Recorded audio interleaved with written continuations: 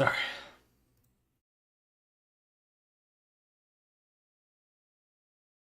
All right, we're back.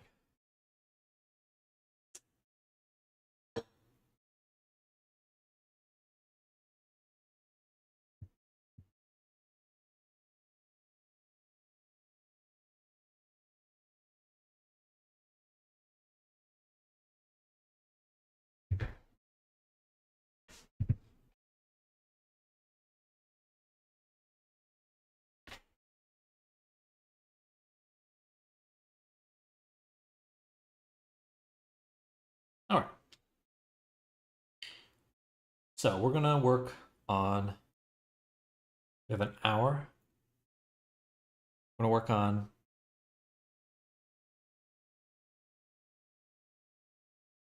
more sculpting. More sculpting.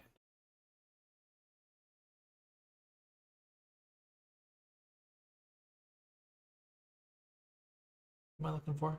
Where's my brain? Where's my brain at? There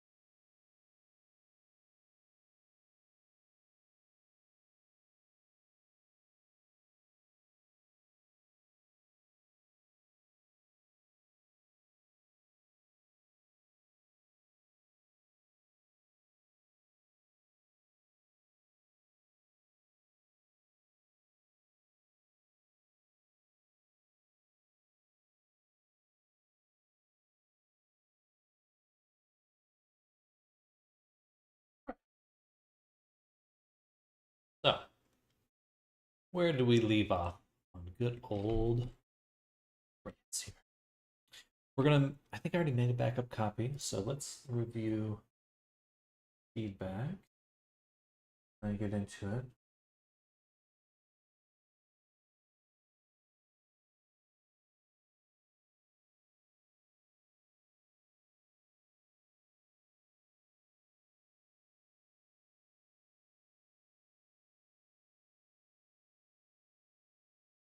Any photos there?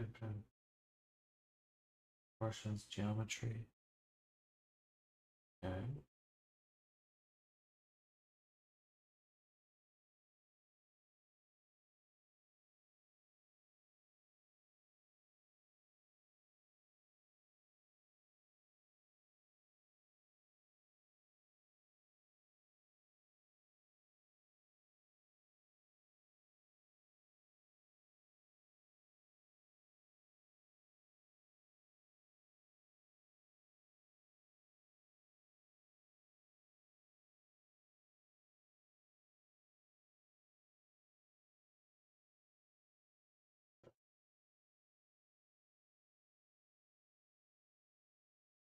Okay, so here's overall pretty darn good. Let's take a look at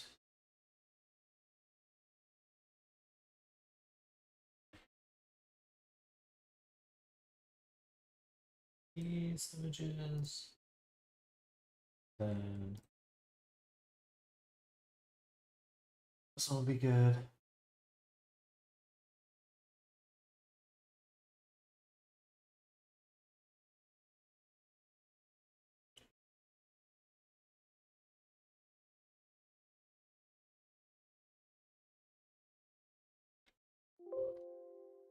Oops. Well, it's over there now. Just image.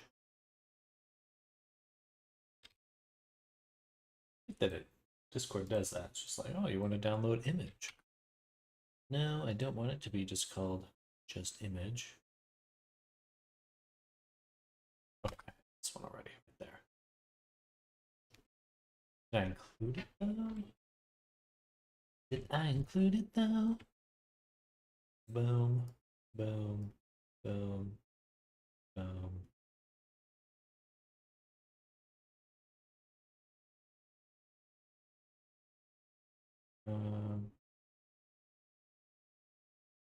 Those are good.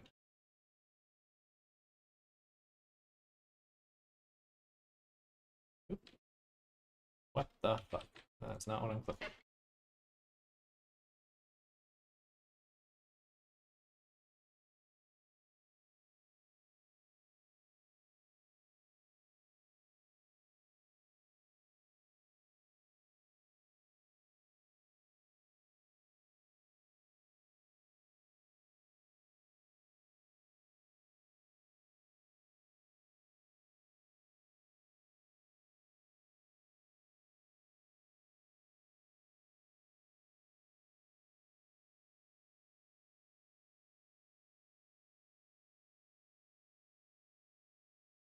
I think that means it's not going to load the image the second time.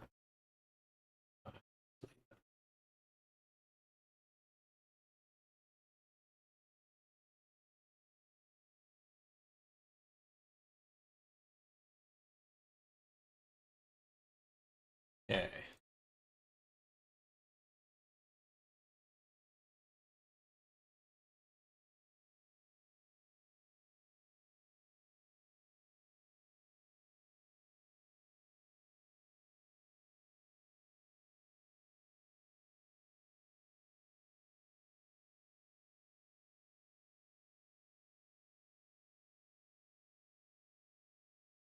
I feel like the torso is too short. Bring the hips down.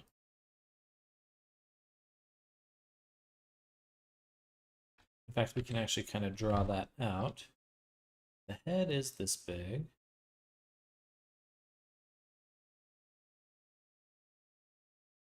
Then it should basically be 2.5 heads below. So this would be 1, 2. I mean, that's pretty close then.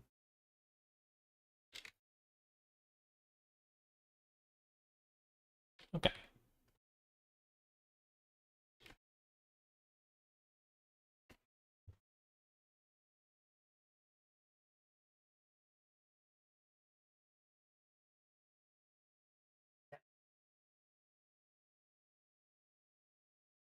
Music.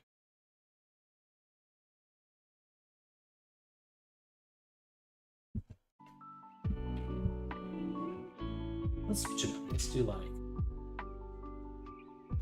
synthwave, 3 a.m., blah blah blah, Halloween. Yeah.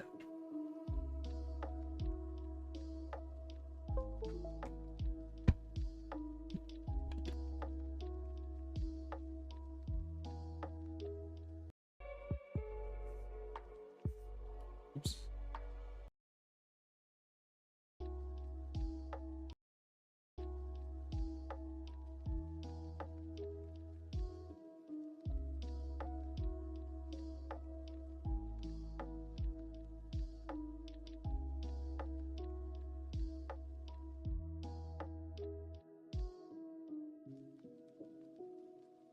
I think generally I'm just making my characters a little bit too thin, a little bit too waifish.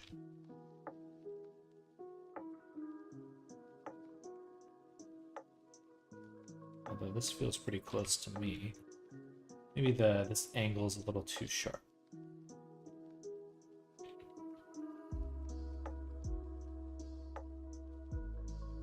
I just tried the same image here.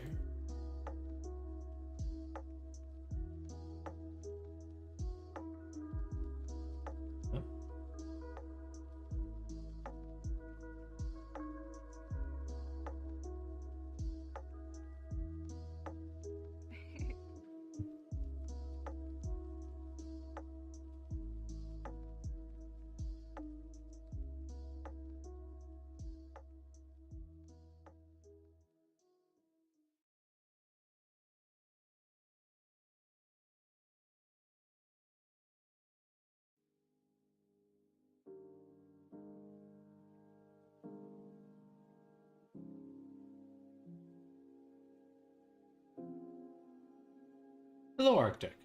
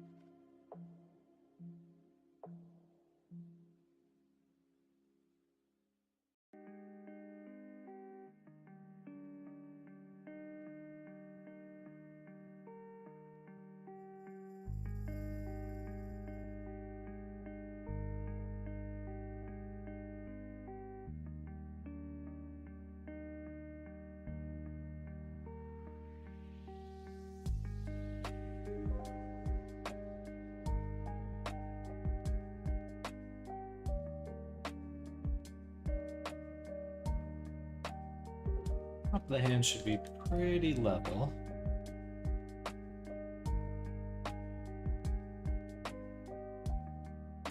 Use the flatten. Now we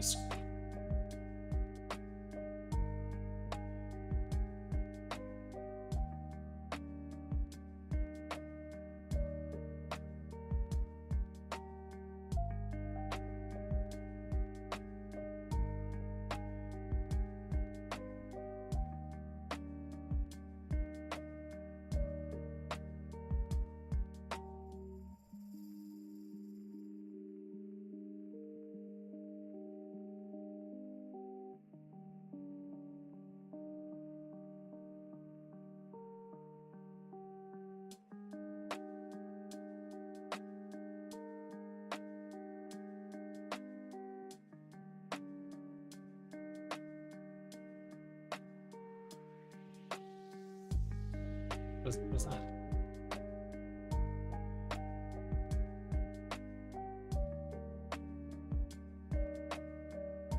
Spacing on that seems odd.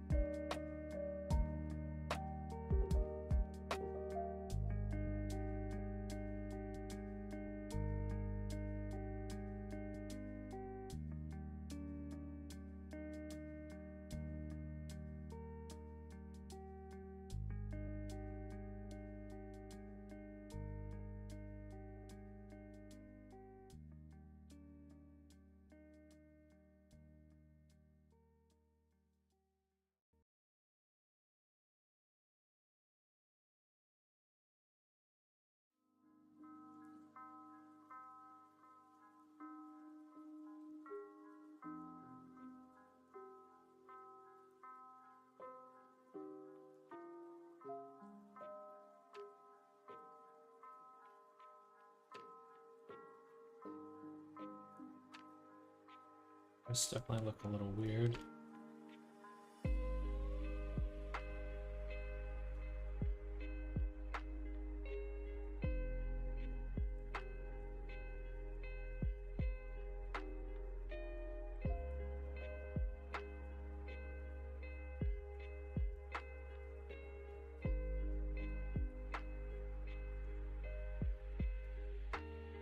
For the foot.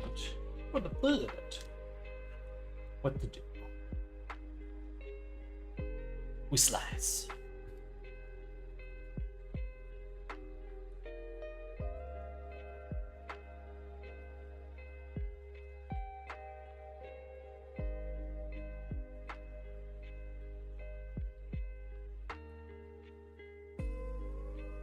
Then we make a new object.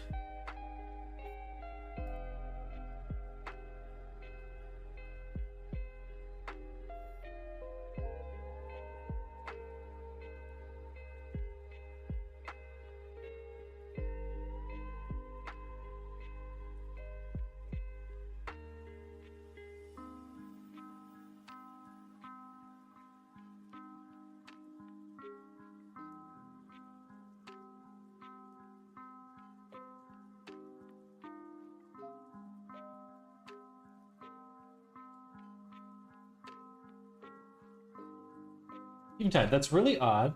Giving you the inspo images, but also the 3D base model as inspo. Yeah, they're a lot of times I get a mix of references.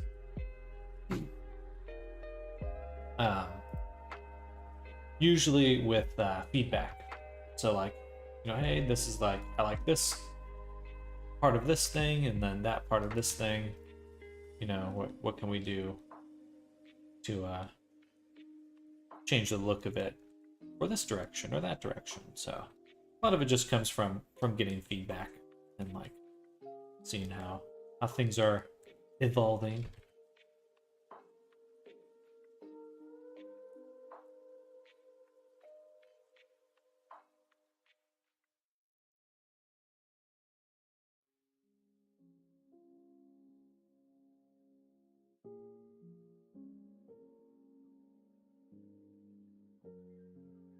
An edited base model as far as I know, so not weird to link that to. Because they don't want digilegs. Actually, they do want digigrade. Funnily enough.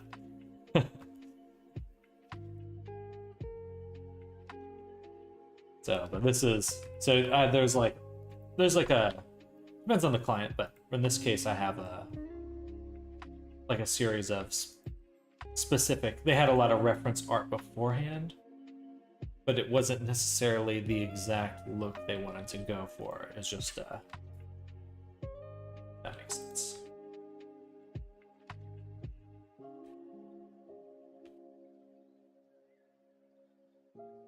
This is more the foot we're going for there. But also, hello everyone. Welcome back.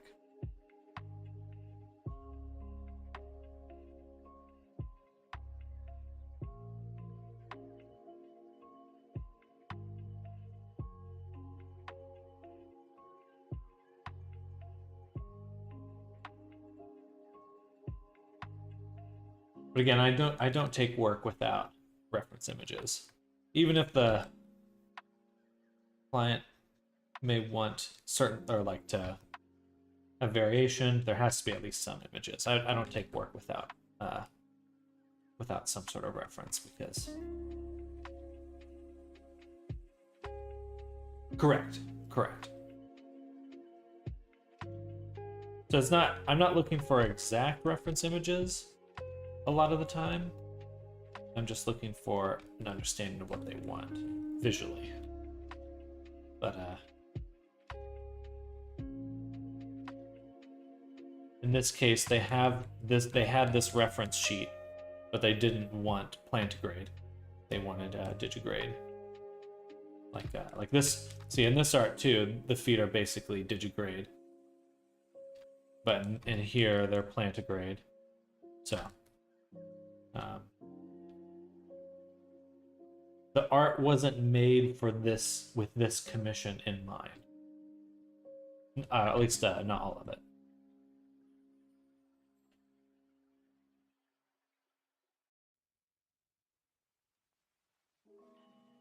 Hello, Drama. Welcome. Welcome. How are you doing?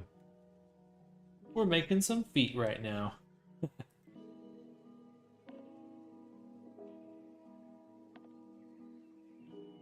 This is Reyes.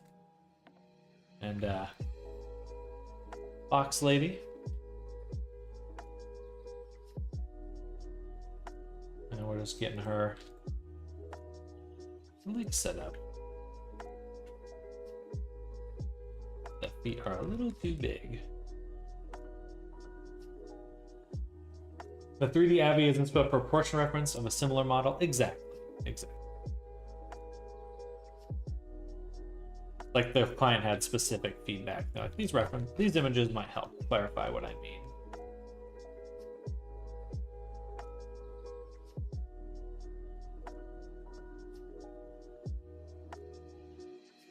How's it going, Drema?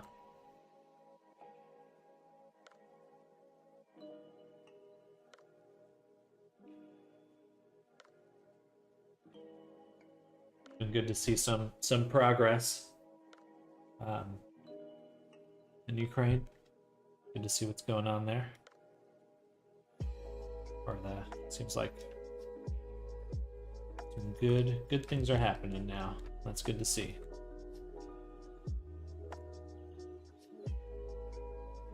Fighting with the Russians. Well, wishing you well.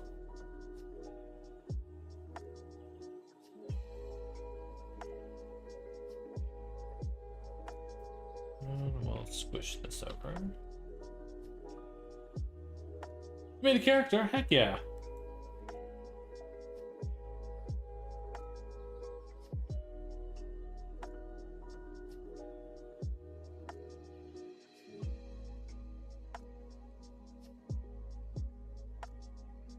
I'd love to see.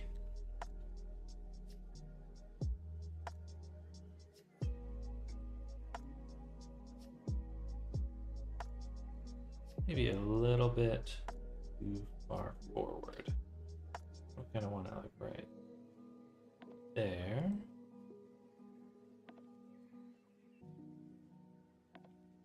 Let me check out. Are you put it on Instagram?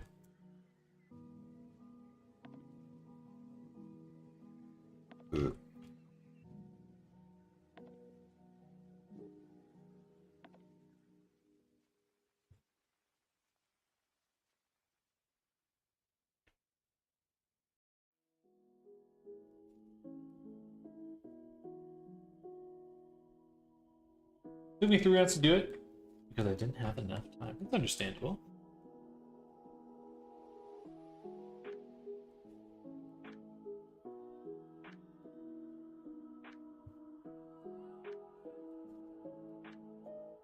Oh, heck yeah.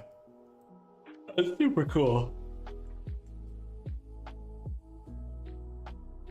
That's very good. I love that. It's got a lot of character.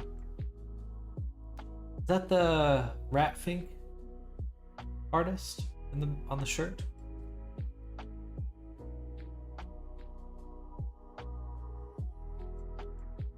Very cool.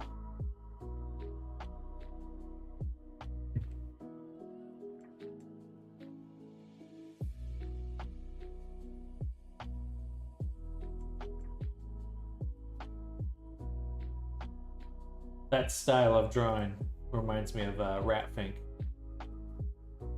Very good. Let's go, Drema. Are you counting the number of faces or loops by the edge of that new joint? Because I'm guessing they have to match perfectly, right? So for any tube that I make, any limb, I'm always going to make the tube starts here and ends here. It is always going to be 8 edges on the top and bottom, because I like to work with box modeling at the core, and so 8 is, a square subdivided equals 8 edges. So I could say that, I'm meeting 4 by 4, but really I'm gonna have I'm gonna have a circle of 8 edges here, and a circle of 8 edges here, and a circle of 8 edges here, and that's how I know how I'm gonna connect it. But I also already have my low poly body made. It's just hanging out. Hello, Coney. So I can, I'm currently have it in the scene with a shrink wrap modifier. It's really jank right now because I'm still adjusting the sculpture. But that'll give me a really easy way to create my low poly. It's pretty much ready to go, in a sense. Tony, welcome. I have lessons in anatomy sculpting, but I haven't gotten to them yet. Oh, exciting! You have plans for another character already? It's going well. It is going well. We're working on Reyes here. Getting her looking good.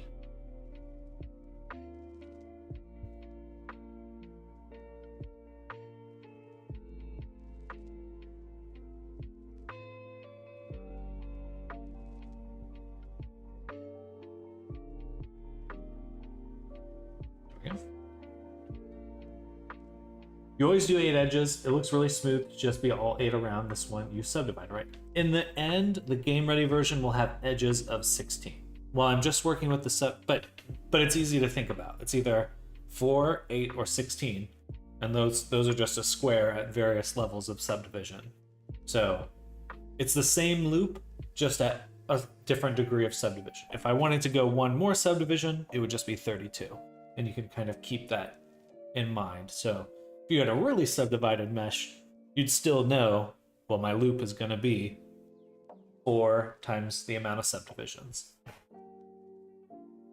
Change the theme color again. Last one looks cool. That one is that one that is green. I like that one. I like that one. I try to switch it up, but the green one's really nice. If I switch to a newer version, I try to change the color, because then the theme stays on the old version. So if I open the wrong one, I know I'm in the wrong version of Blender.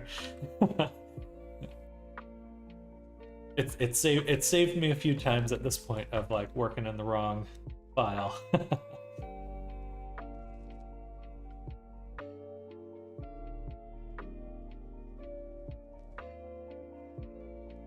I didn't really mean to do that on purpose. It just worked out that when I changed it, the older version has the other theme color. I do like the green one. I think I like the I don't know, green is probably my favorite color.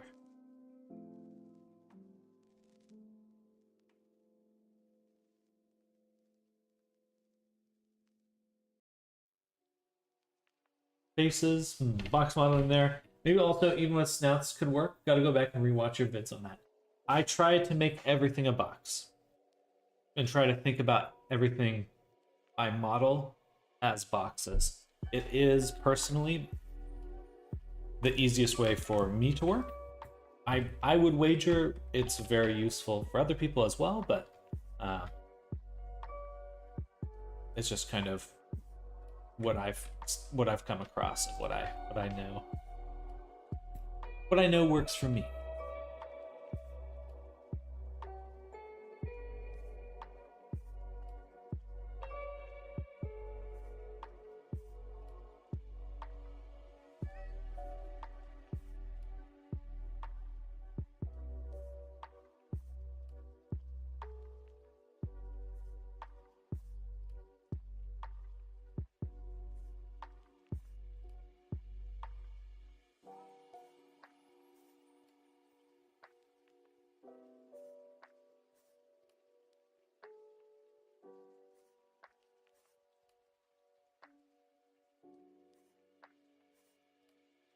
Well, Drema, feel free to reach out if you have new work. Always love to see. Glad to hear you're doing well. Good job to you and your compatriots. Fighting the good fight. We'll hold up, actually.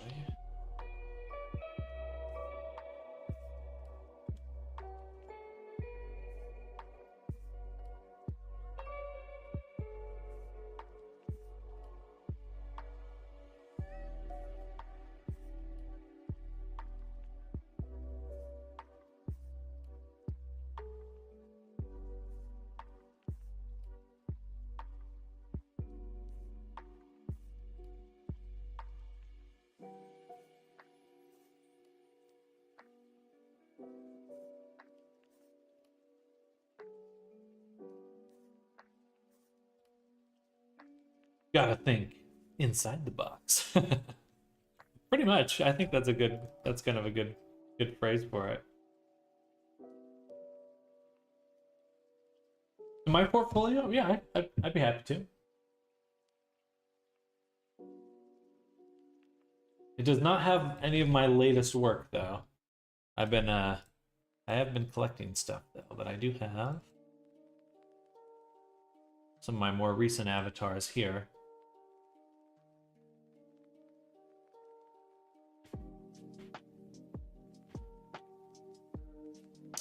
A lot of fun stuff.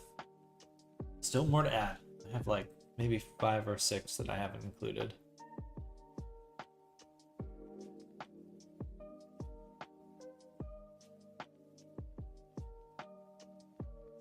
And Booba is so hard to get right.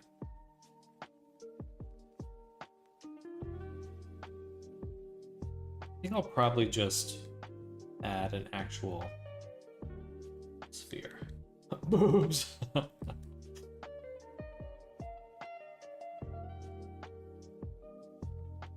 It's so hard to position correctly. Do they need to be... You know, they tend to... Your brain interprets them as symmetrical, but they're not symmetrical. Challenging.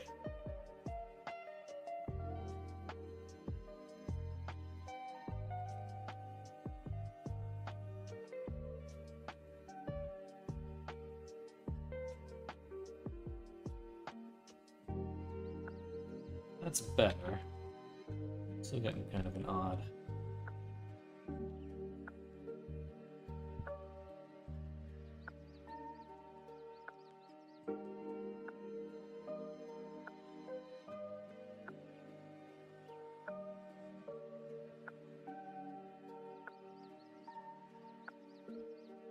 I think we'll use we'll make a new mesh, really. Ensure that they're looking properly. Okay. Belly button time.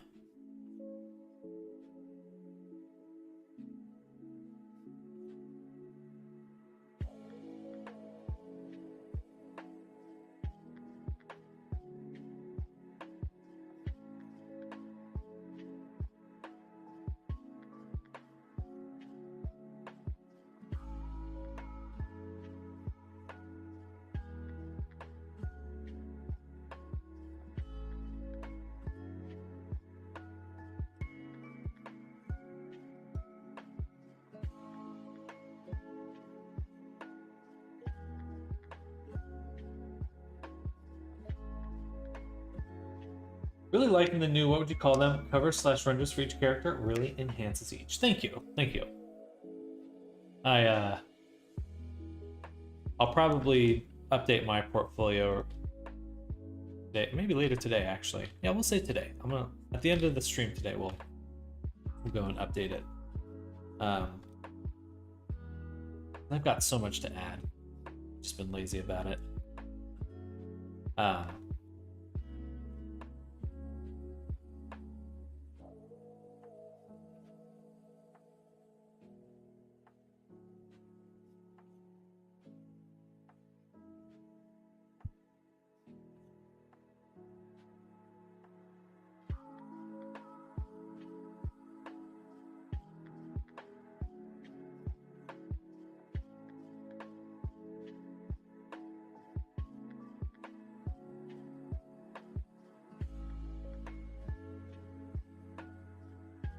I go for this look here.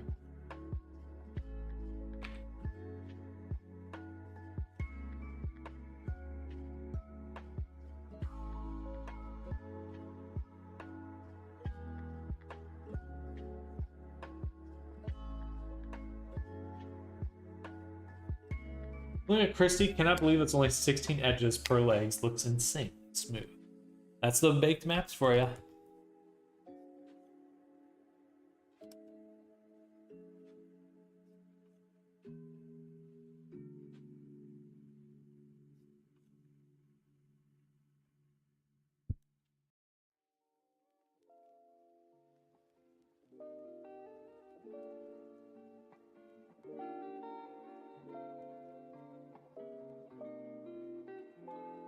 good baked map goes a long way. But thank you. I'm proud of Christy. I'm very pleased with how he turned out. Normal map baked. We'll probably be doing a little bit of baking later today.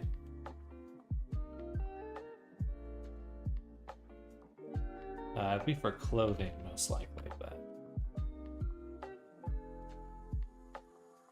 we will be getting to some baking. Not for this character.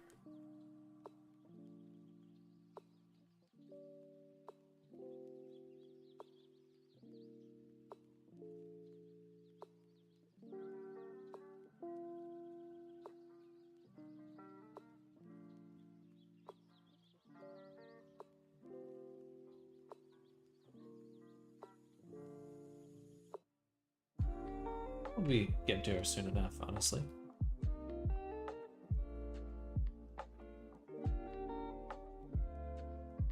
I love how the back looks. That came out well. They get it smooth with low poly. Exactly.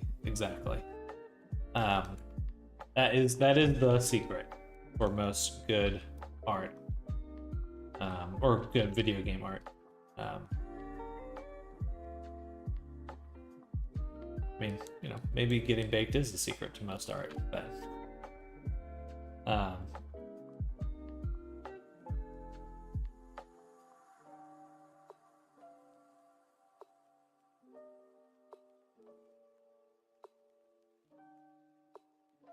gonna say mechanics, but not how it works in coding. Well, it is actually very similar to how it is really the same thing as how an image is rendered.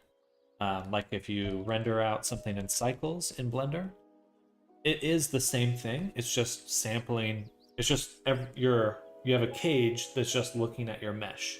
You have your mesh, and then your cage, and your cage shoots rays at your mesh, just like in cycles in Blender, if you're familiar, or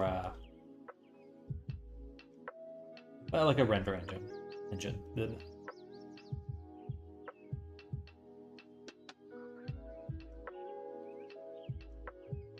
It's just rendering very specific types of information.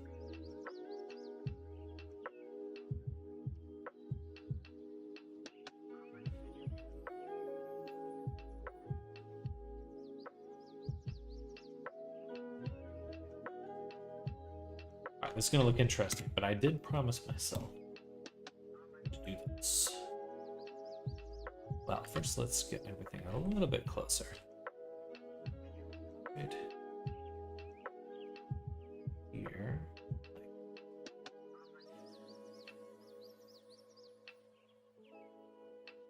Make a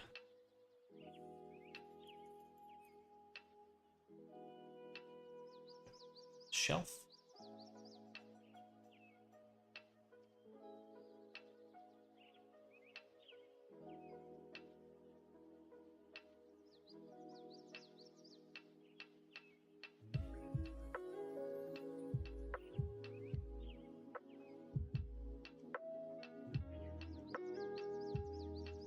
Actually put a mask right here.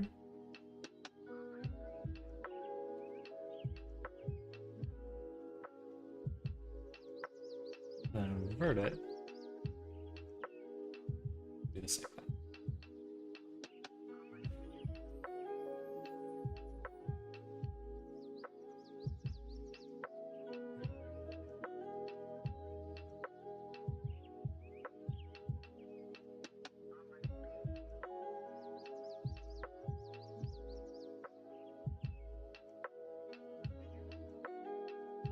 All right, very good. A little crunchy. A little crunchy. That's kind of what we want right now.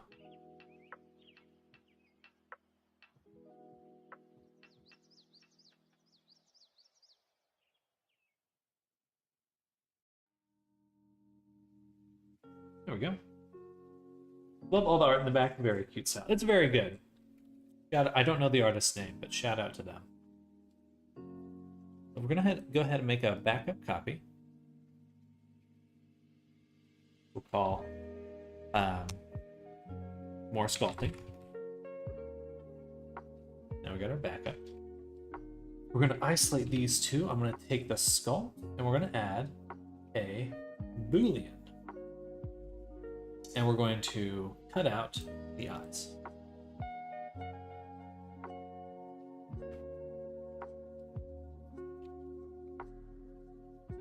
Perfect. Go ahead and apply that.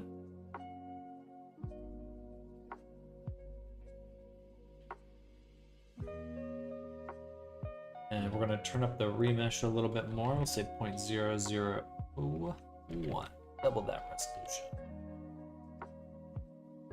Yeah, because we're only at 500,000. This should put us at 2 million. I think it's exponential. So, ooh, that's pretty close.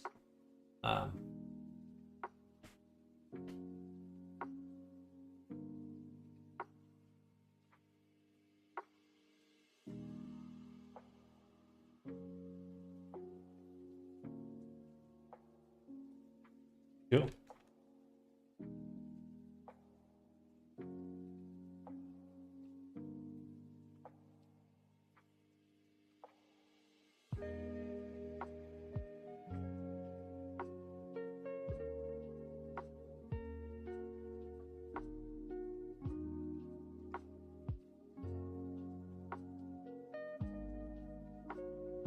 Good. And we'll go ahead and start pinching a few things together. Put up the strength on the pinch.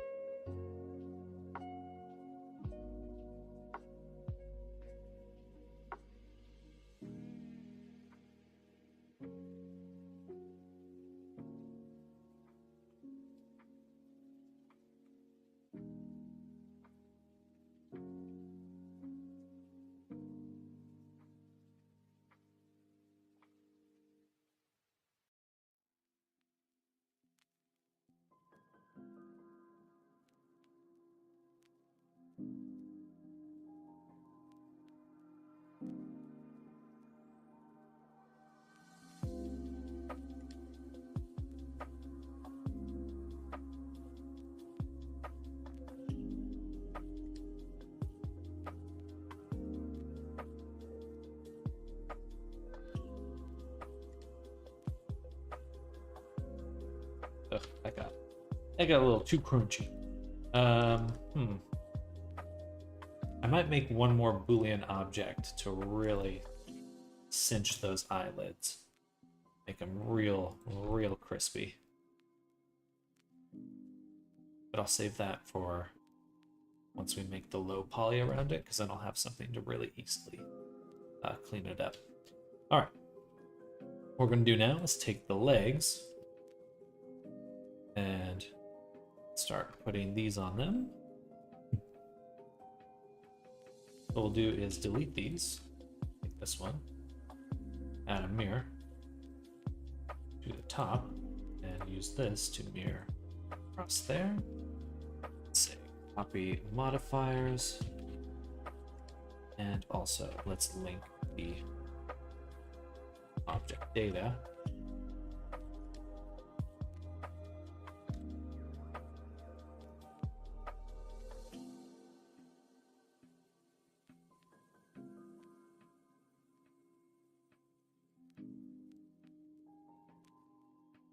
Cute.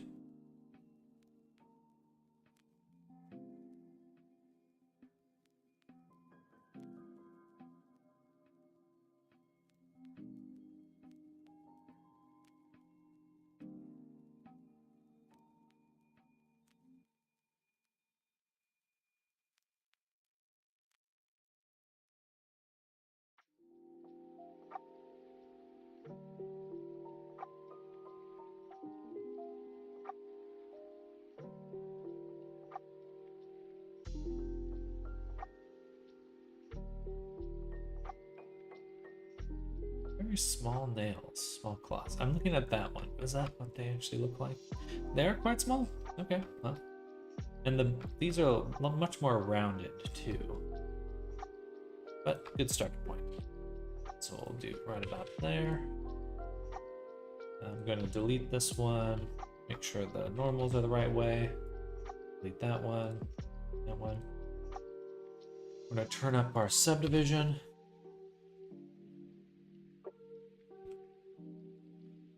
The ref has sneakers.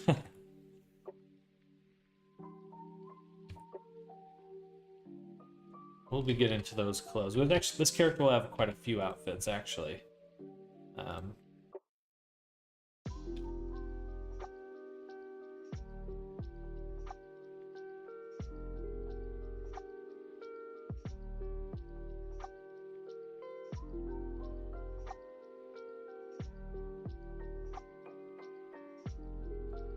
Cool. Do something like that. And then for this, I don't want to position this manually, and I want it to be precise with the claws, which I'm going to turn up the subdivision on these ones. Because this is our high poly. We're going to cheat. We're going to put this at 0, flip the rotation.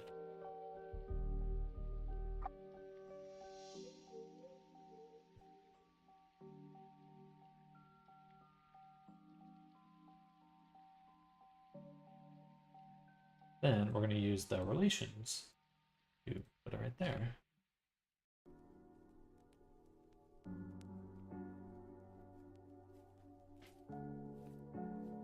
I'll hate this song. Why does it have a fucking ringtone in this field? Looks so simple in Nomad, I think I would struggle to make that big pen. I know they have some ways to make objects in Nomad, but I haven't played around with it enough to know for sure.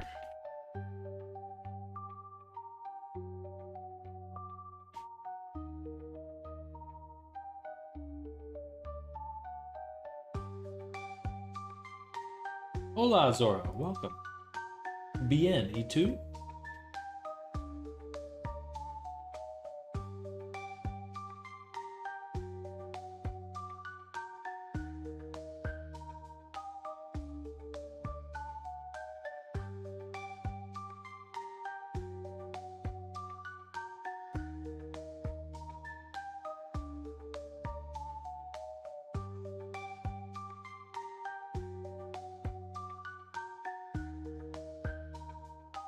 So you add a primitive and start from there.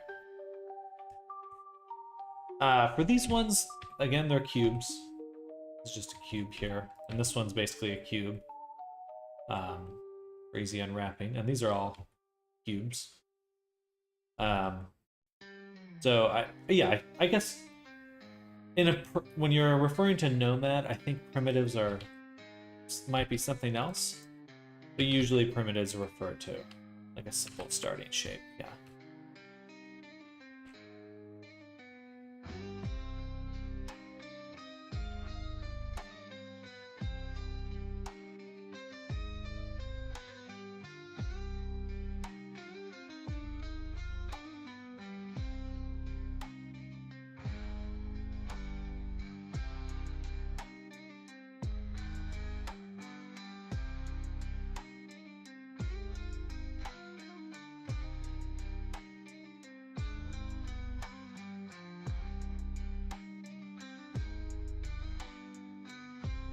Why are you separating pads? Won't you say verts if they come out from the base foot? So, when I was first starting out, I always wanted to make like one mesh for everything.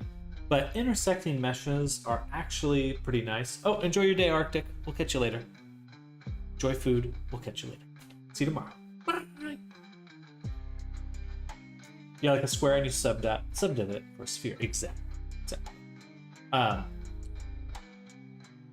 But I found for claws, fingernails, teeth, hair, anything that is small and needs some sharp definition, I think that it's better suited to just having good geometry.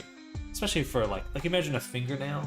Like, it's so small and sharp and precise that you would have to have a really high resolution texture on your body to ensure that it looks crisp. So you're actually better off just using geometry um, for things that need to feel very defined. Like for example, for the claw and the bean, where they touch here, it's gonna look smoother and sharper because they're separate objects. You'll get a much cleaner edge like this right here if they're separate. Or if or you know, you had like a shape like this where or that didn't help. Like where you got your foot. Let's see. You got your foot here, and then the bean goes like this. So you get this the indentation. That helps the most.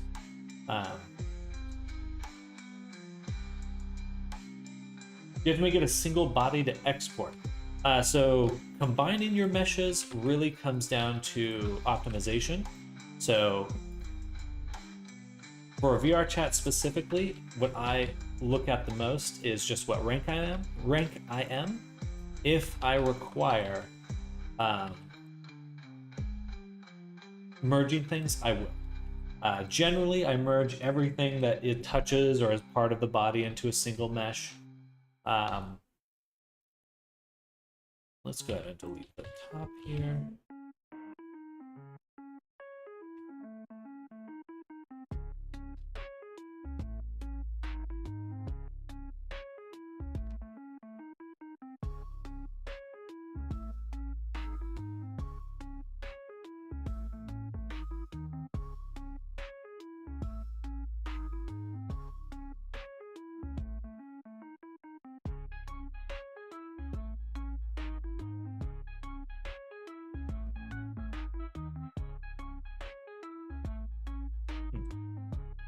Did I delete the edge again?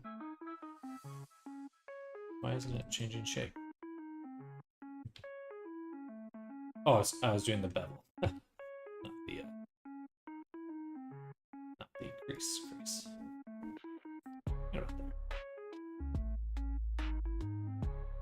I was just building pads into the body, and that is a great point though. I did have that exact for claws and separated. You need way less definition in the high poly. Yeah, trying to make the really shitty part about the remesh modifier specifically is it really blurs, or if you're using remesh sculpting, is it's really gonna fuck up your edges.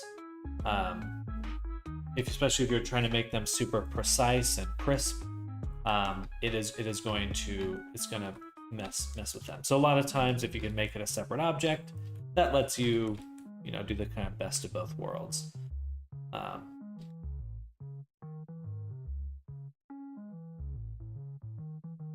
No guarantee, but does seem to help.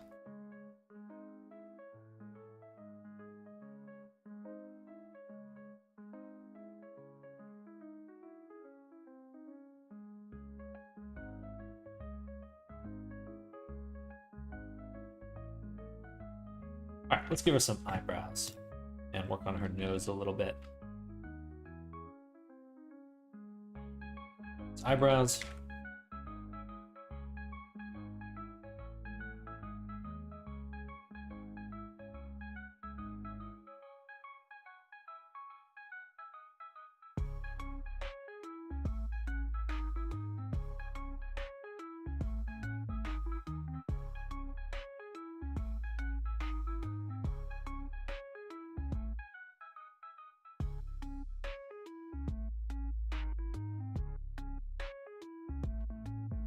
Something like that. Do a subdivision, shrink wrap, solidify, subdivision, and a mirror.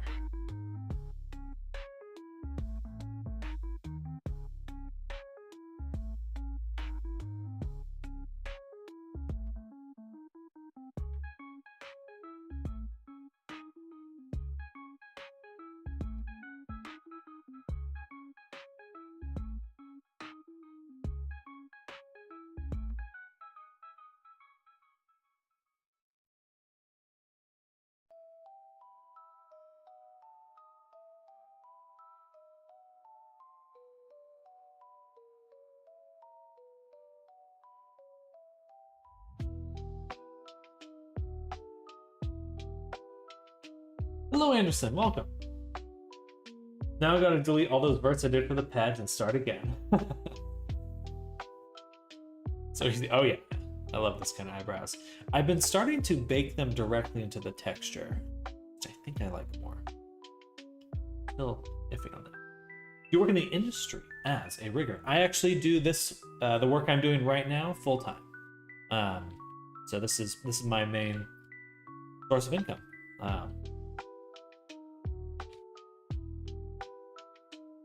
I am kind of looking to make my name in the VR space. I love VR.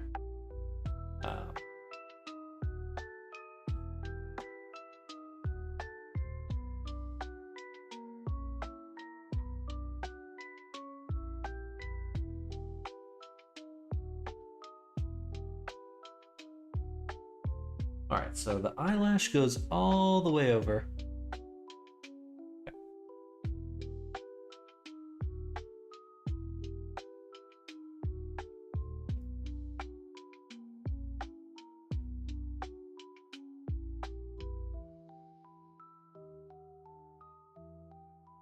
Making VR characters for a living. Exactly.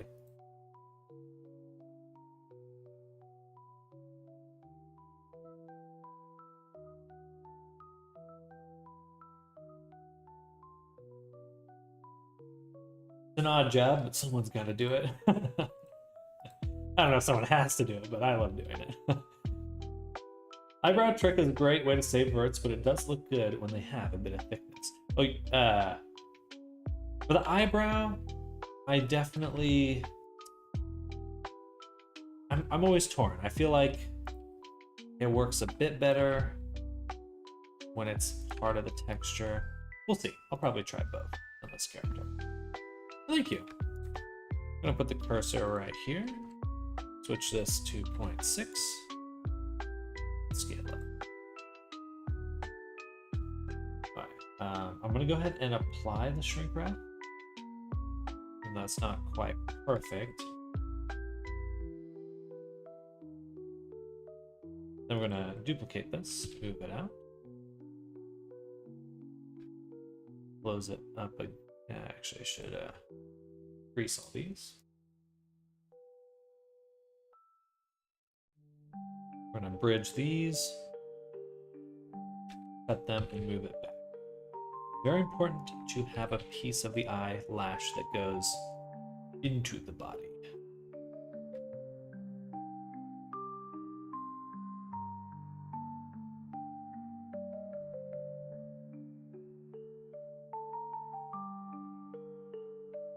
Which version of Blender are you currently using? I am using 4.1. So I'll probably upgrade to 4.2 very soon. I've just been... No real reason. Well, I only really upgrade in between projects, so I think I'm always a little hesitant to hit the button during a project. I'm gonna take this edge, invert, and hide, and then put the cursor here. Scale it down a little.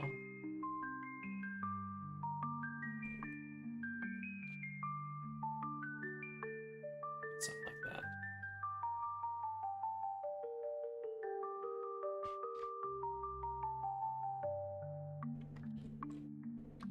Cool, she's looking really good. Eyes feel a little different. I think it's because she's smiling in every photo, and she gets this little squint right here.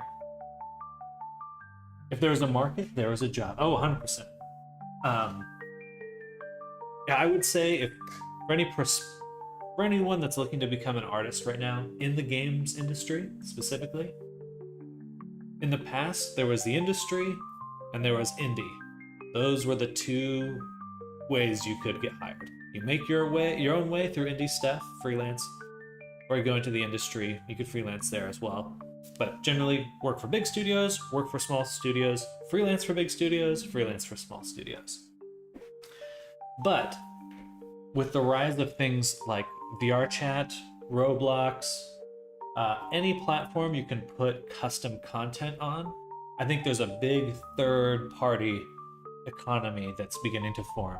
I think ideally, or like, you know, maybe 5 years ago, everyone would have been calling it the metaverse, which is not like a great term. Ignore that. The really,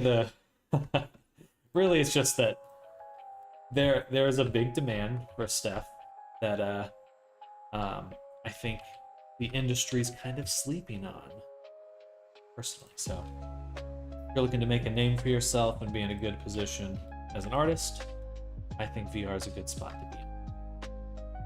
Personally. Maybe I'm so. Now there's AAA, indie, and asset packs. Pretty much, yeah. I wonder if someday you could do rigging from scratch on a T-Rex or a dinosaur. I've only done a few true animals. Most of my rigging has been humanoid, but that'd be very fun. I'm late for the party then. I think you're just in time. VR is still in a very good early spot.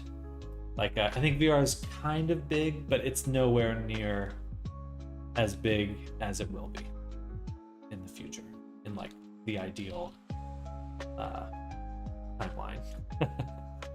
I'm not gonna worry about getting that perfectly crisp. So what I want to do eventually is have a little bit more of a slant.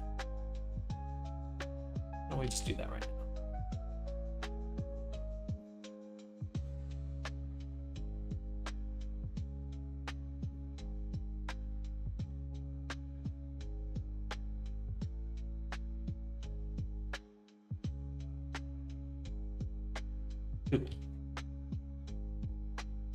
Sounds fun. I've been loving learning 3D slowly, and making something move sounds even more fun. It's very fun. For me, VR is like definitely. I mean, there's not many other spaces where I feel like people literally become your work, and in the most tangible possible way they can. You know, it's really interesting. I really like that feeling of like creating a body.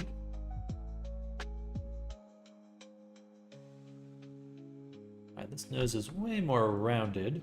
I'm gonna smooth that. Kind of make it up the surface a little.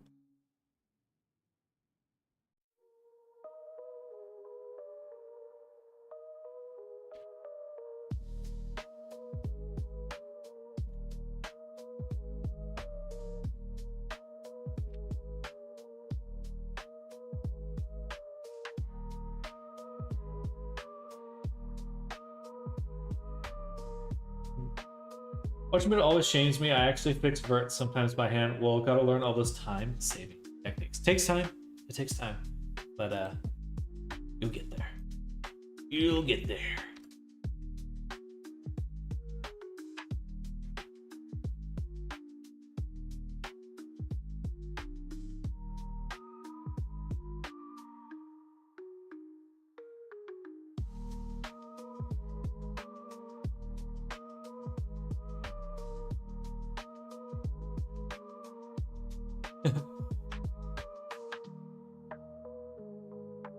Beautiful.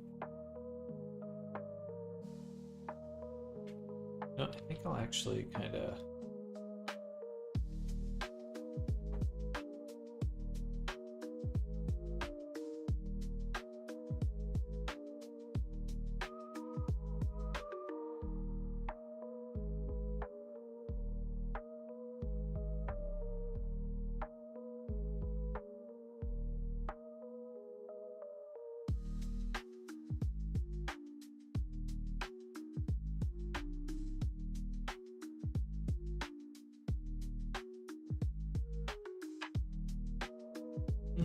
No, I like the other version better.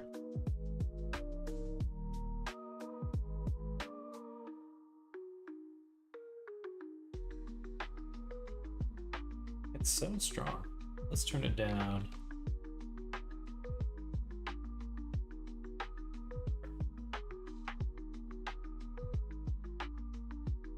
Trying to rig an alien from the 2000 film More of the World with Tom Cruise. Hey, nice. And I confess that I found the process incredible, but a bit complex. I have some posts about the evolution.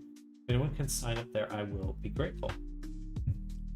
Funnily enough, the first VR chat avatar I ever made was... Or did they just take down Sketchfab? Was the War of the Worlds tripod. Here. But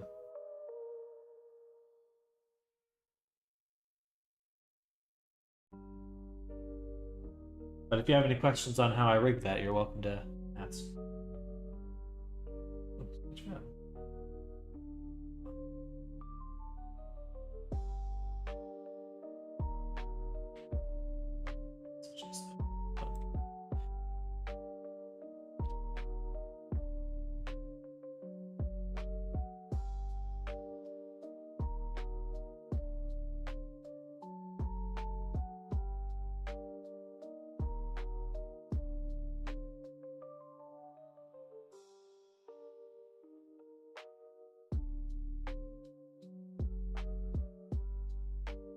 I always loved that movie. The part where people are getting vaporized was like so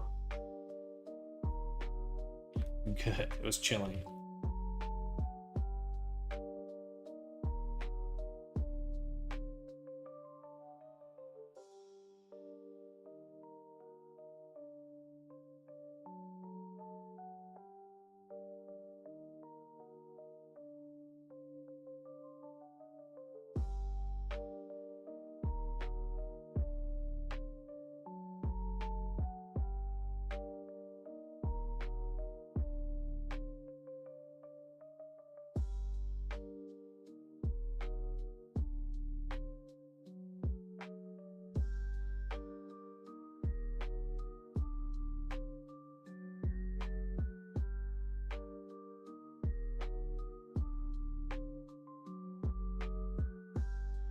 Do you start each model with a base or from scratch?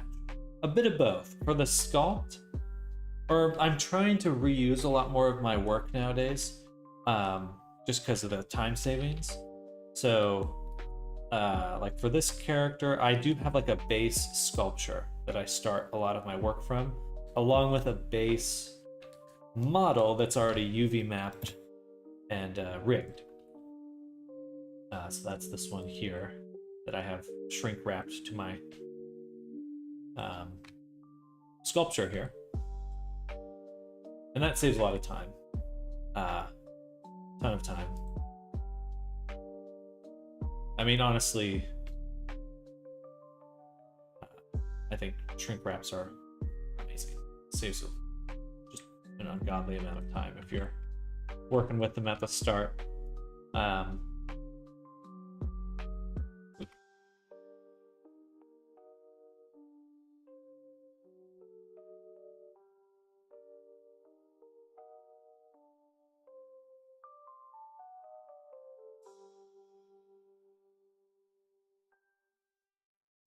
I think the things are supposed to be poking out, so.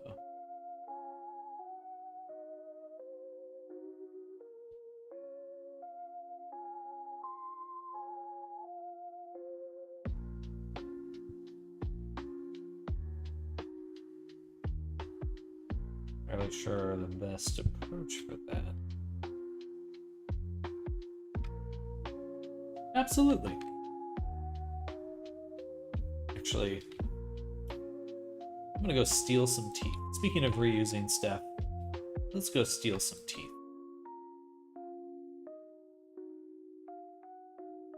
Okay, we're gonna work on this character. I'm gonna get the teeth in, and then we'll be moving on, I think. More work to do, but we made some good strides.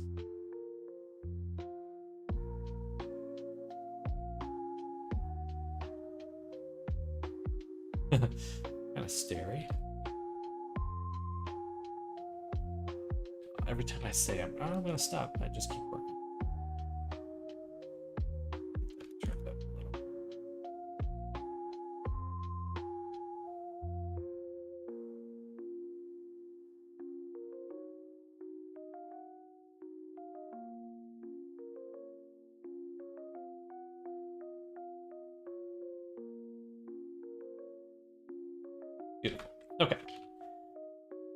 save that. We're gonna steal the teeth. That's what we're gonna do. I would like some teeth that have were already unwrapped. I guess any teeth I grab from any character should be good to go. Fingers crossed. So we'll go to Foxhound.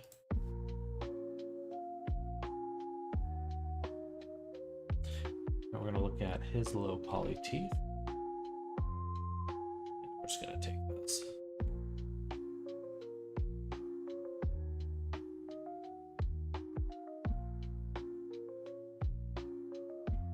We're gonna drop these into the low poly.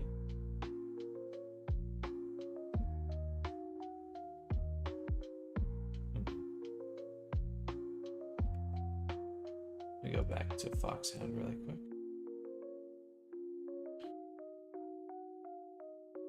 Gotcha. They are rigged.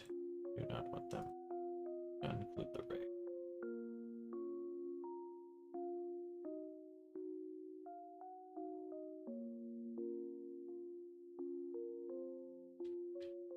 Save. Copy.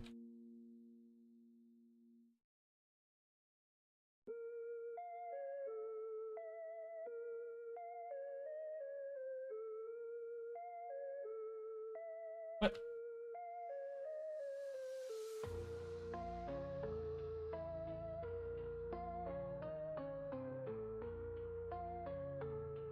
Shouldn't be including the rig.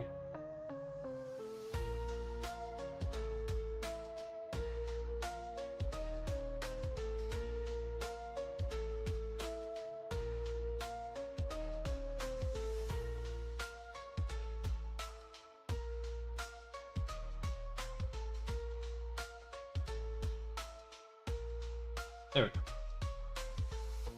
That was a challenge.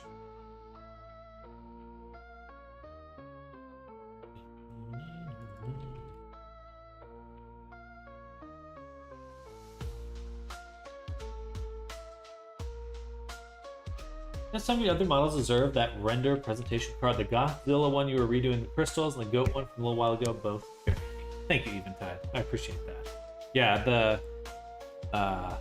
Deba will get up soon. Shimo, I think we might have a little bit more work to do on her, so we should have a good opportunity to come back to her very soon.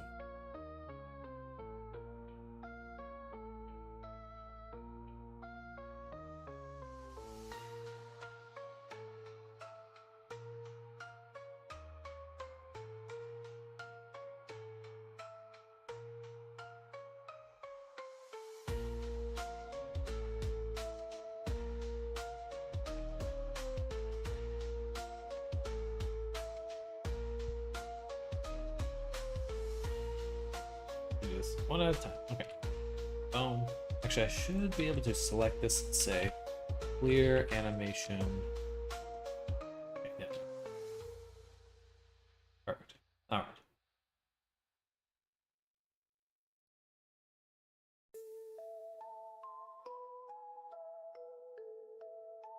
We'll start with just the teeth.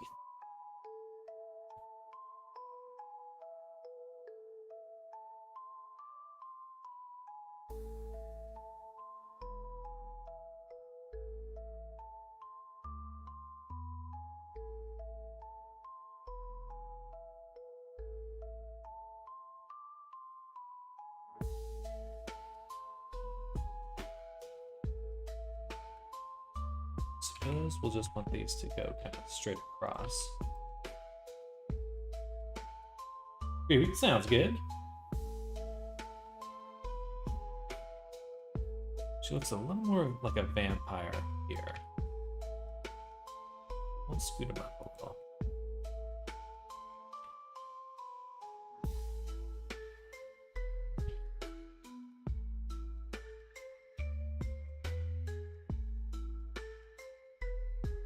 Yeah, this was precisely what I was meaning earlier when I'm starting to reuse a lot more assets.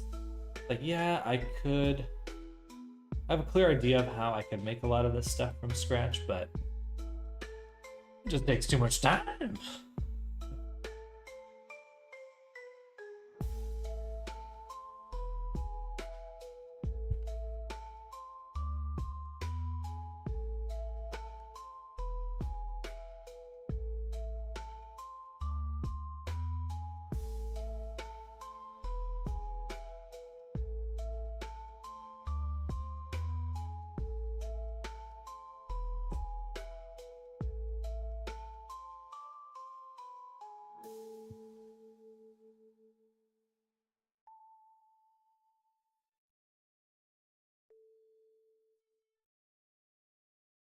Which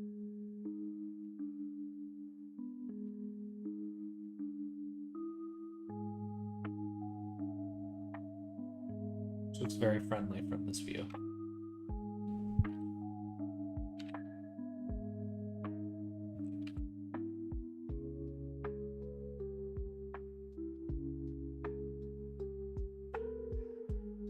I'll have to adjust the gums there so they're not clipping. Foxy gal! Ooh. Wow, it's 4 already. My goodness. Okay.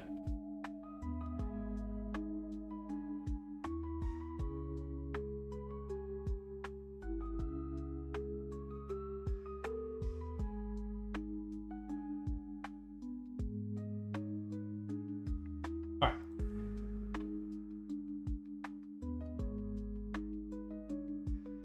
Let's take some screenshots for the client.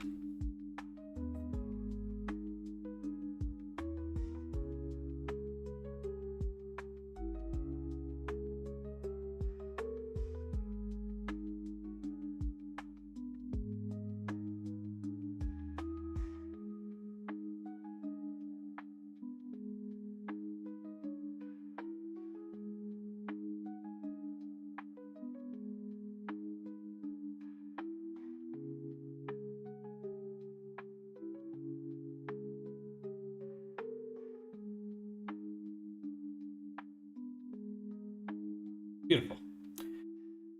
All right. So we're going to open up our next character we're going to work on, which is Foxhound for today. And we'll probably work for the next 2 hours on this character and then call it for Tuesday. But I'm going to go to the restroom. I'll be right back. We'll work on the clothing.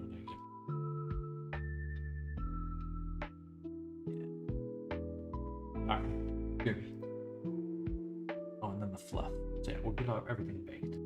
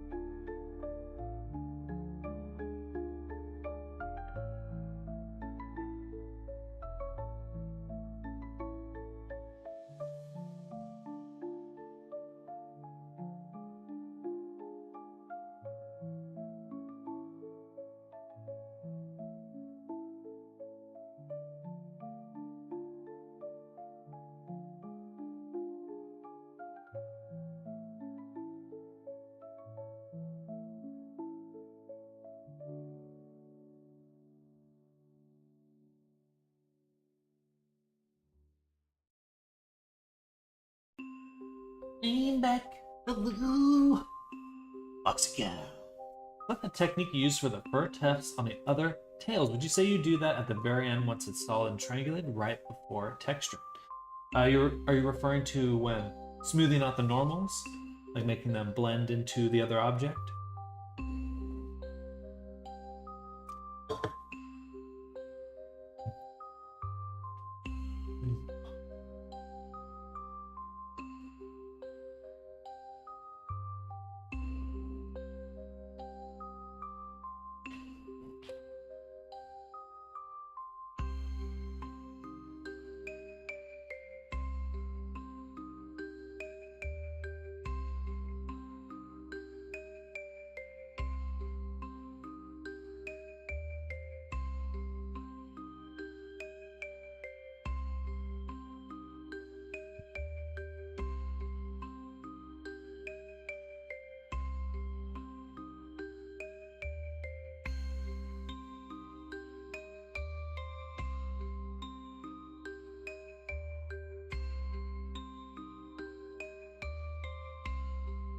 All right.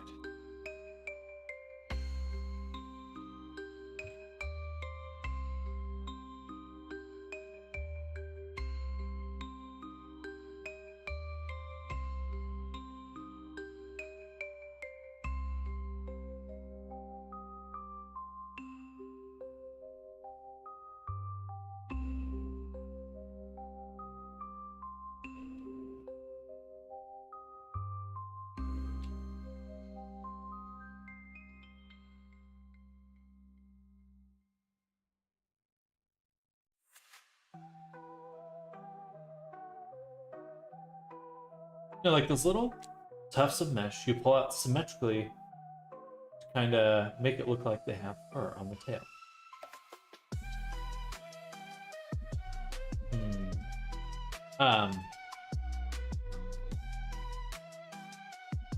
Well,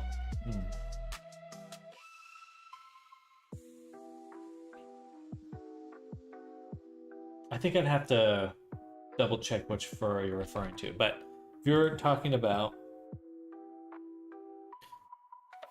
eye bite,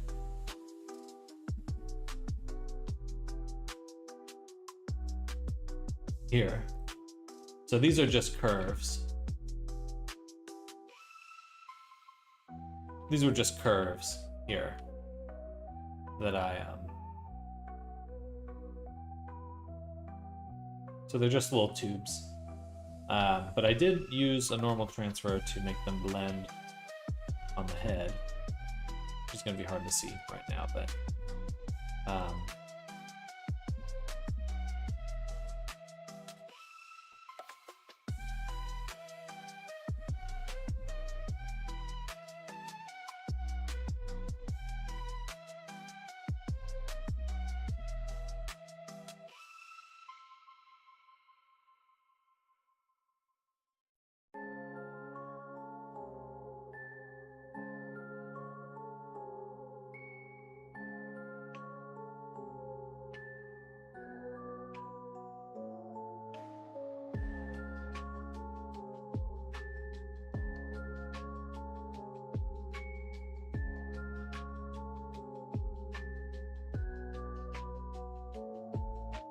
no, but still, like those tons of little curves is really the way to do stylized hair. Yes, yes it is.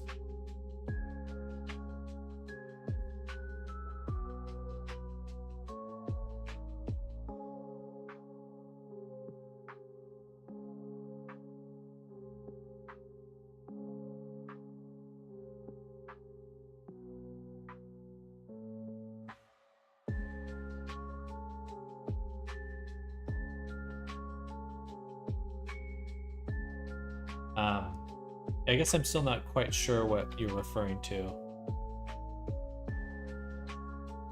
If you have like a visual example, I'd be able to. That's it.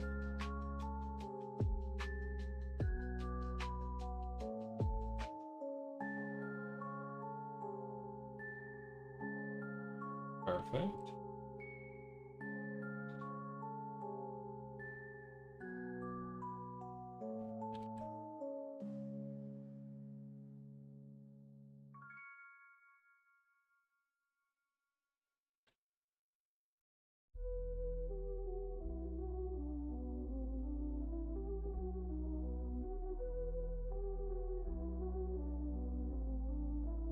Okay. Get this clothing exported.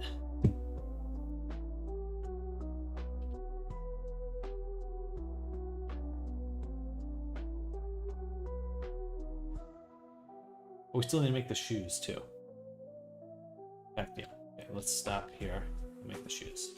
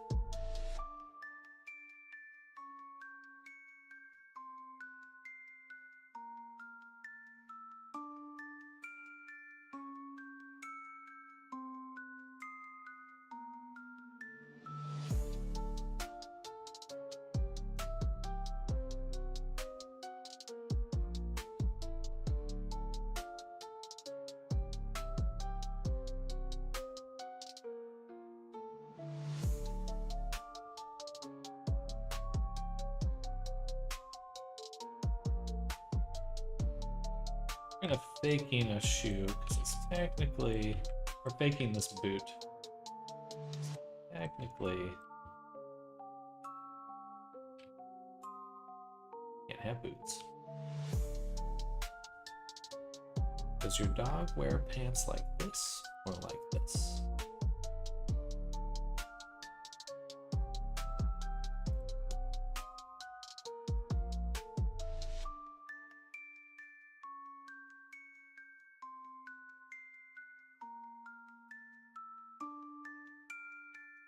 The reason I'm adding these cuts, I want to make sure we're doing the right kind of grid.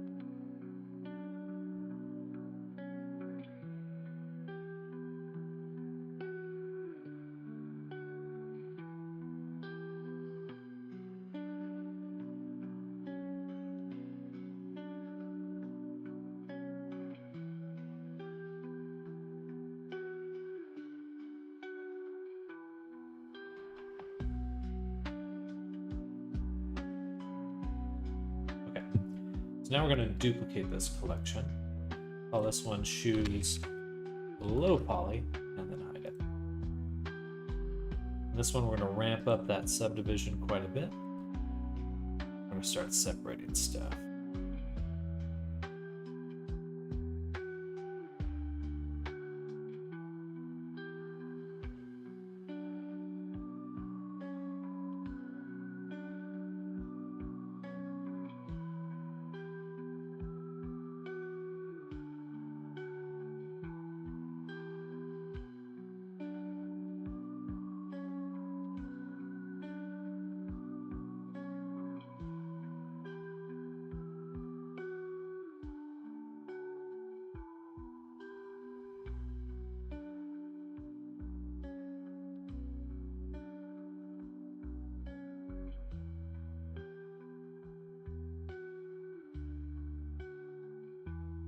I'm legit tempted to follow, but you're moving so fast, I'm having trouble finding each macro shortcut in my head. Well, practice does make perfect, but definitely, yeah,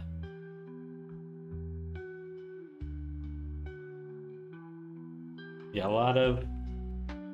That is the blessing and curse of Blender, is a lot of it is hotkeys. And useful when you're working, but it does make it a little bit harder to communicate what you're doing. A lot of times, I mean, I should have this here just for replay and stuff. Hopefully that helps.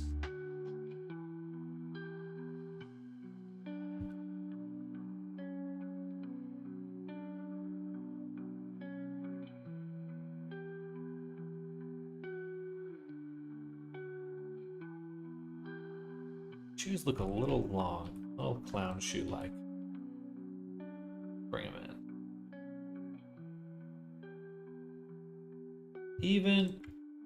Even though I know it's a digigrade foot, we're still gonna kind of imply it's plantigrade when the boot is on.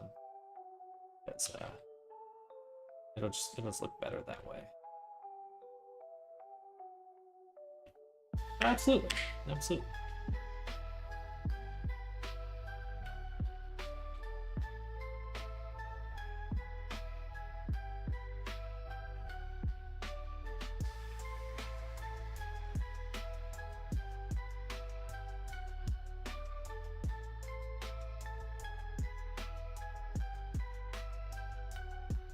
Okay, I'm trying with the body now. I think generally everything's in the right spot.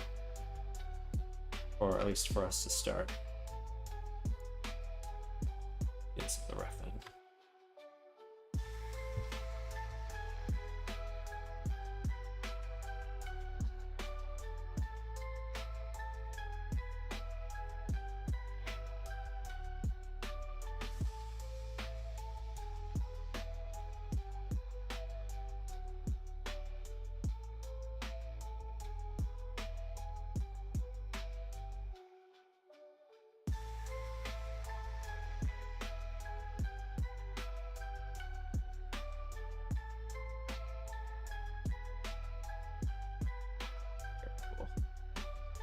I like this one more, so we're going to go with this one.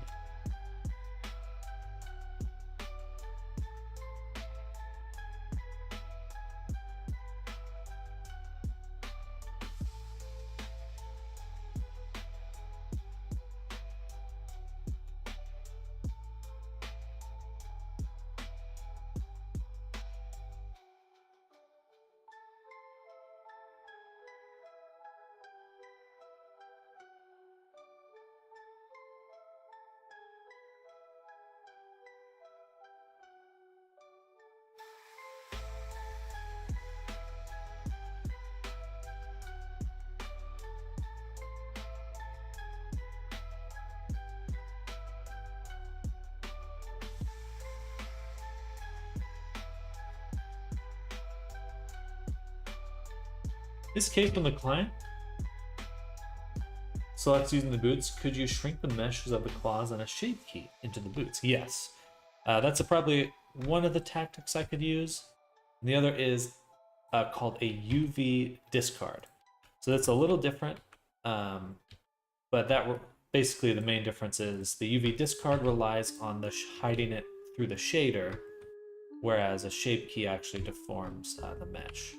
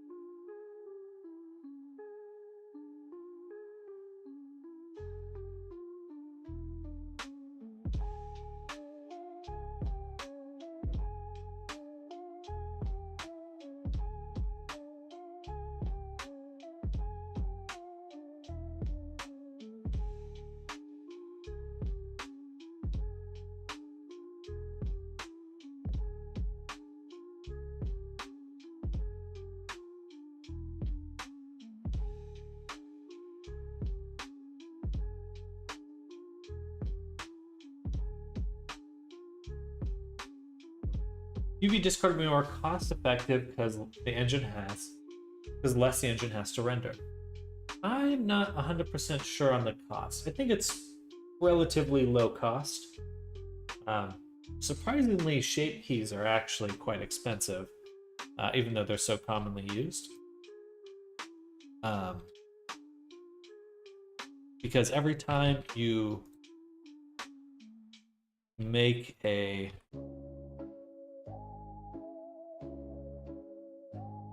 like each shape key is not linearly expensive, it's multiplicative, so it actually, as I understand, is that the right terminology? Anyway, surprisingly they're quite costly. At least that surprised me.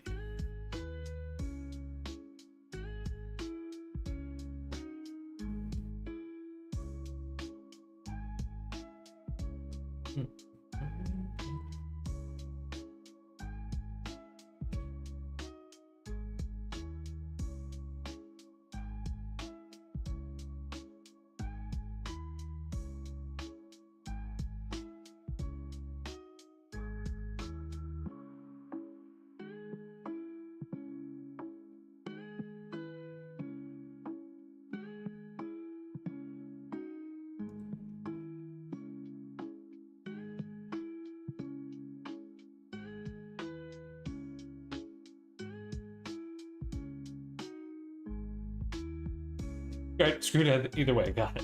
Pretty much. There's nothing that's perfect. That is just true of any direction you go with CG stuff. Like, there's only trade-offs for almost all techniques. I don't know if that makes you feel better, but generally that's just how it is.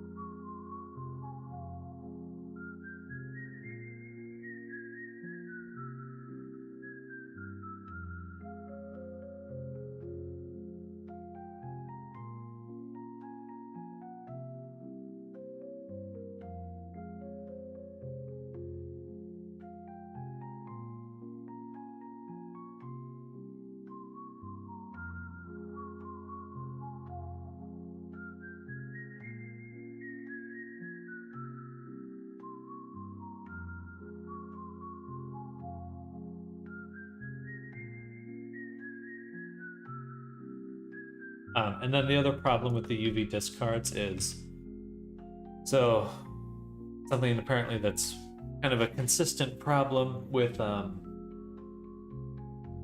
shaders is sometimes they don't load. They just actually fail to render.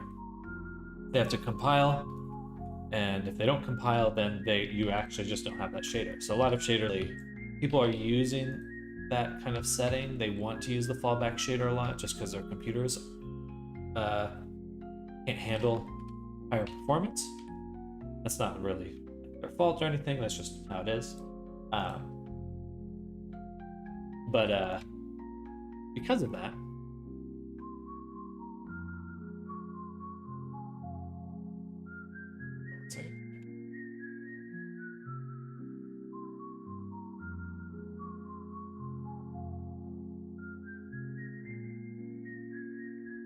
because of that, sometimes the UV discard option doesn't work at all because it just didn't even load the shader, or people have their settings set up so they won't actually be able to use that. So shape keys are kind of preferable in some contexts because they will always be there, or if you have like have it as a separate object or something. So again, just more trade-offs.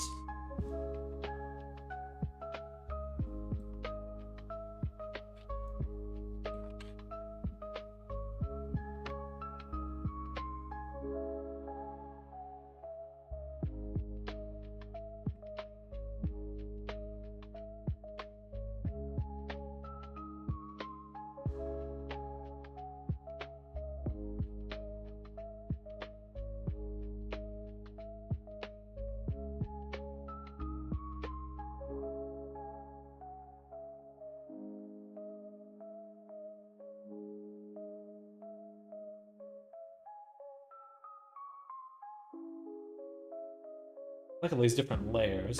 Kind of a pain in the butt to get to work properly, but they look cool.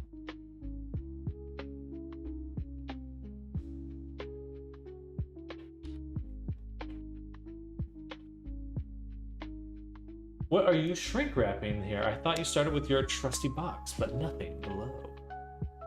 So I have my high poly box, and I'm shrink wrapping. I have the main boot shape here, and I'm shrink wrapping these little panels back onto it. I'm taking it, cutting it, making the shapes I want, and then shrink wrapping it back. That way I can still easily control the shape of the shoe, the general shape. Well, hopefully, but it's going to get a little more complicated from here, as all good things do.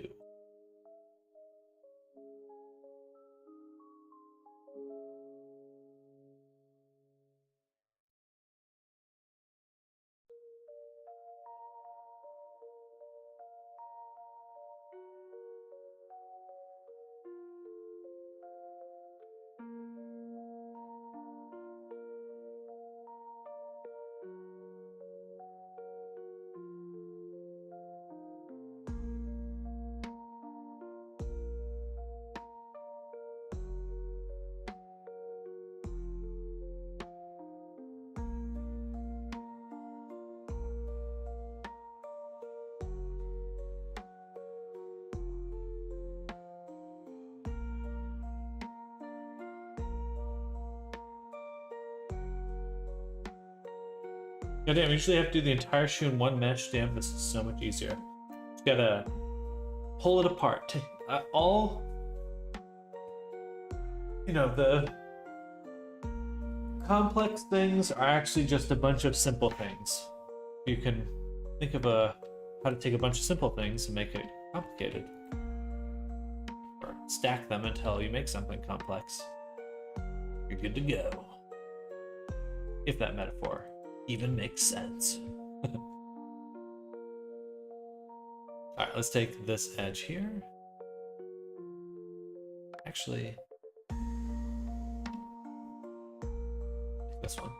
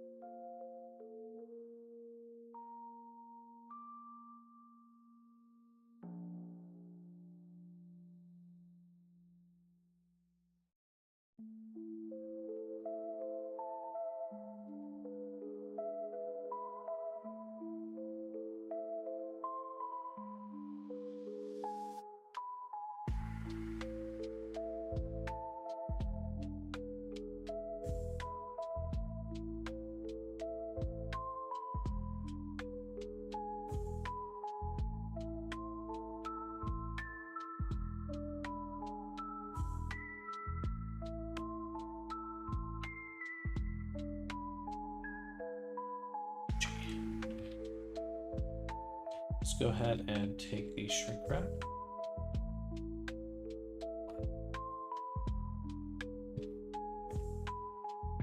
This is not like this part right here.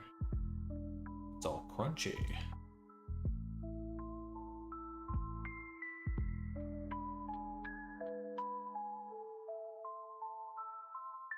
There we go. Now we got some nice paneling.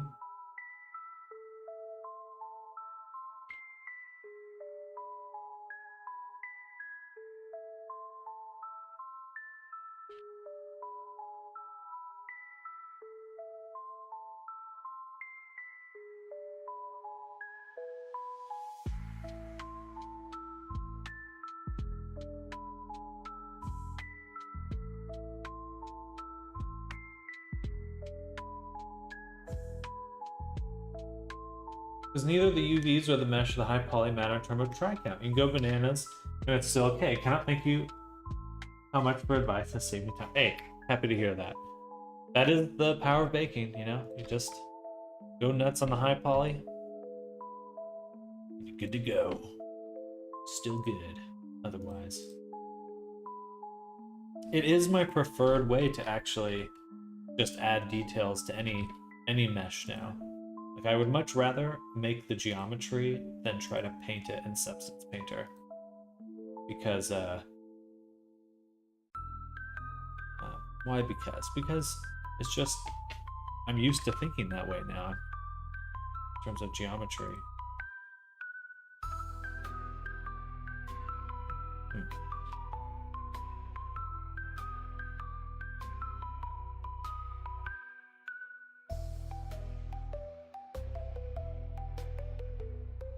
Is it really that just that thin?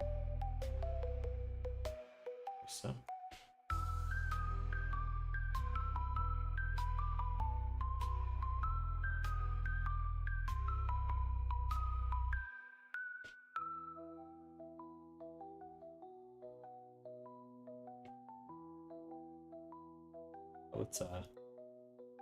Let's subdivide it one more time.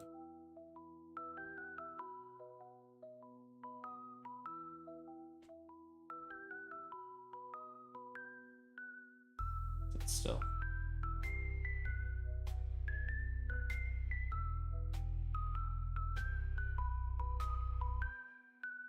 There we go.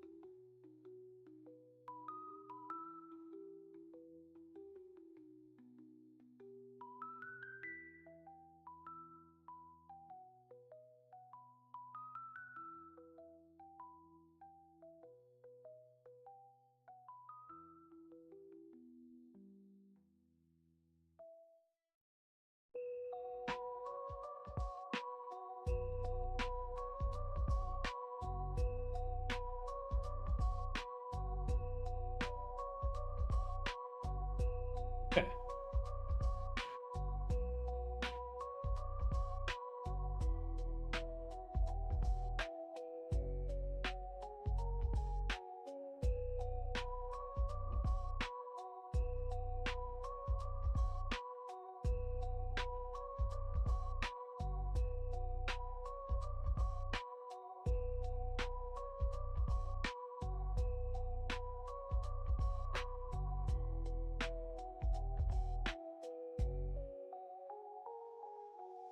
Beautiful.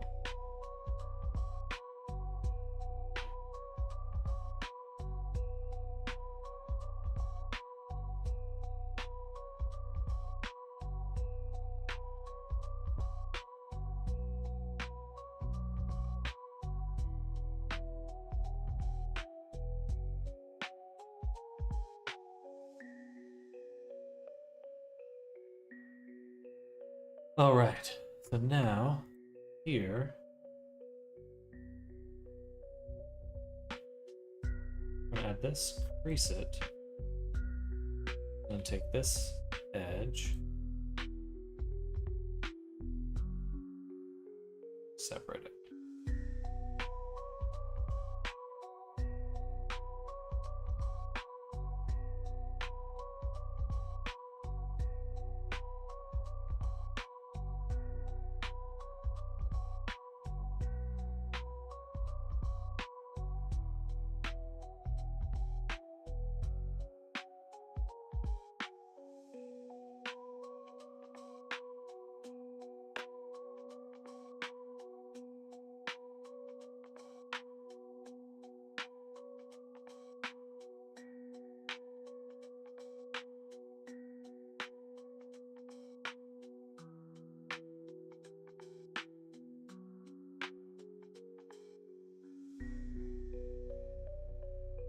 Okay.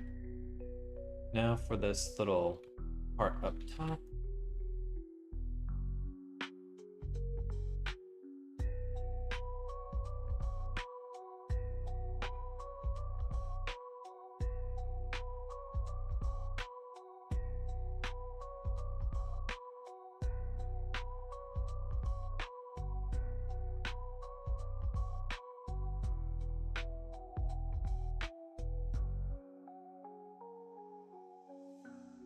Put the subdivision below the solidify on this one.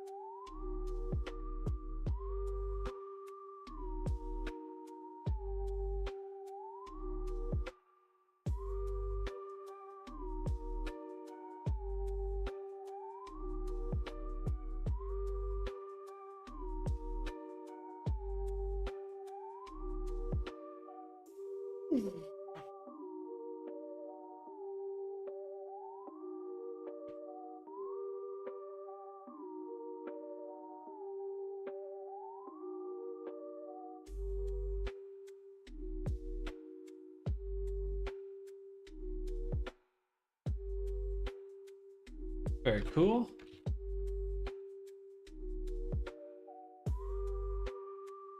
That's a big old zipper. I want to make a zipper. But I will start making some of these washers.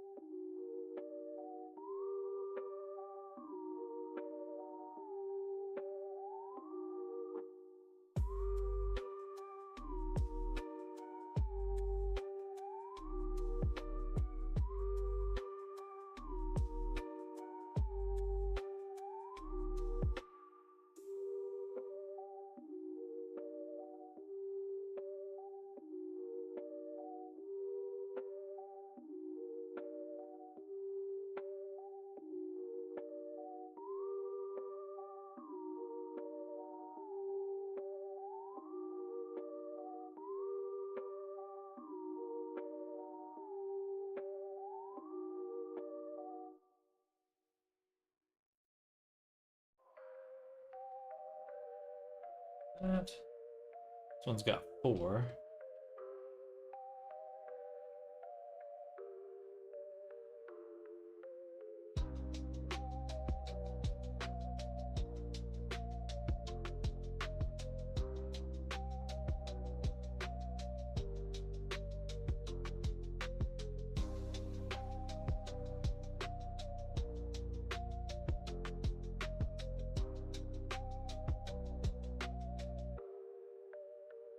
I don't know why this one's still so crunchy.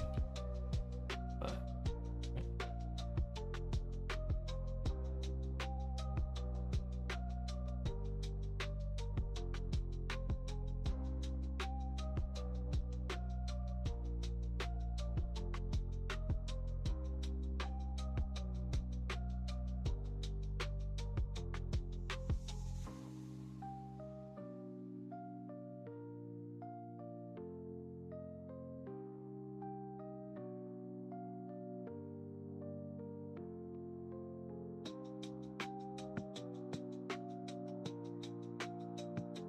cool.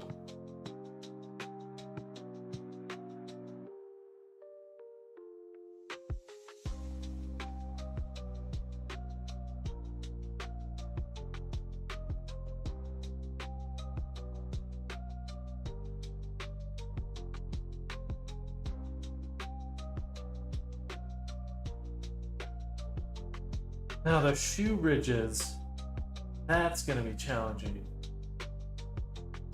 I could try to sculpt that by hand, or try to model that.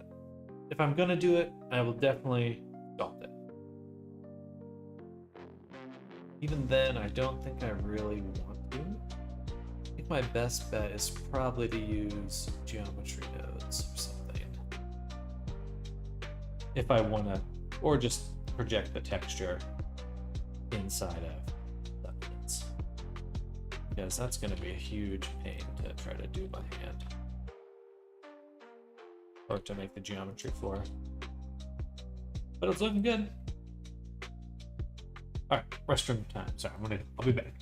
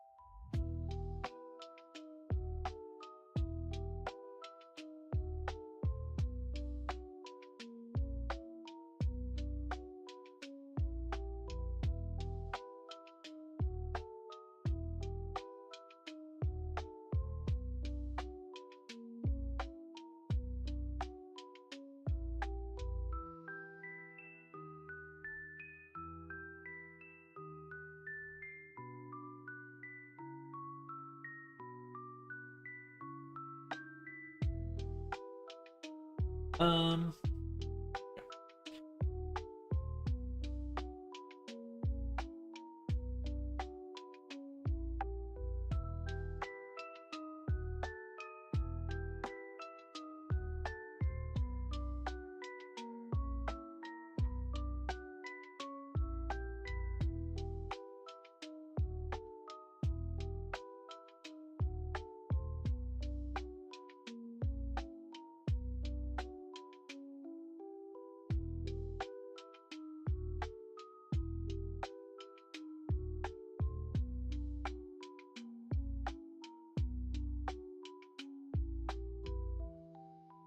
yeah, let's go ahead and just start baking. Don't want to mess around with it too much more. What we're going to do is turn on the low poly on the cube. I believe I have already added my shrink wrap to collection. No, I have not. Where did I leave that? So we want to append from Not So Zen, my Blender, somewhere in here, the node, shrink wrap to collection.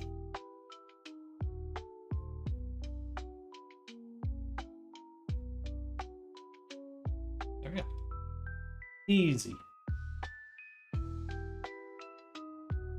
Easy-ish. Somewhat easy.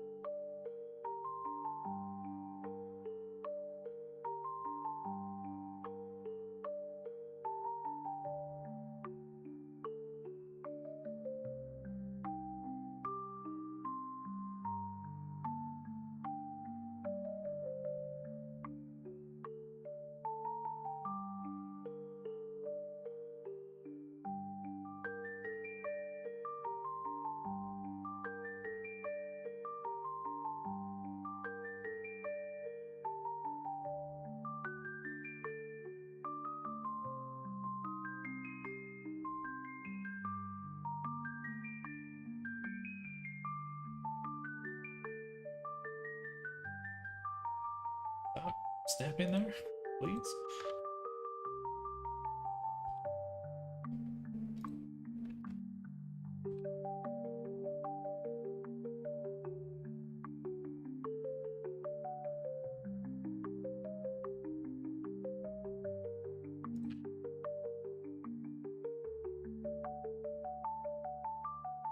Guess I should actually just apply this.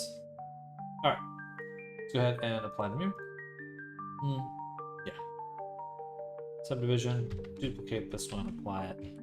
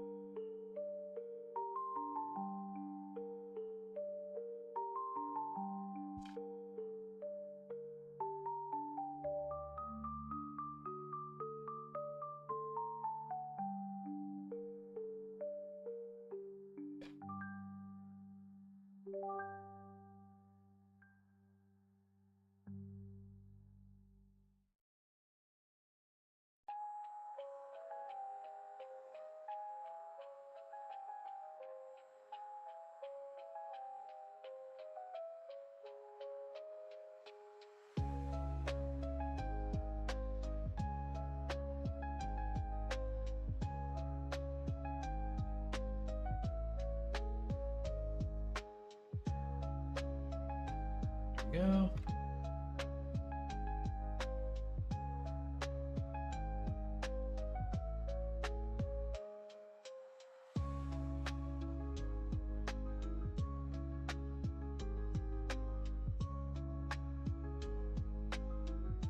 Now let's do one.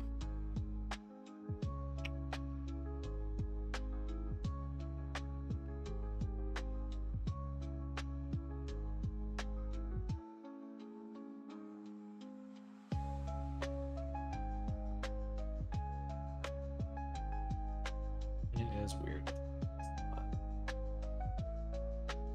I see.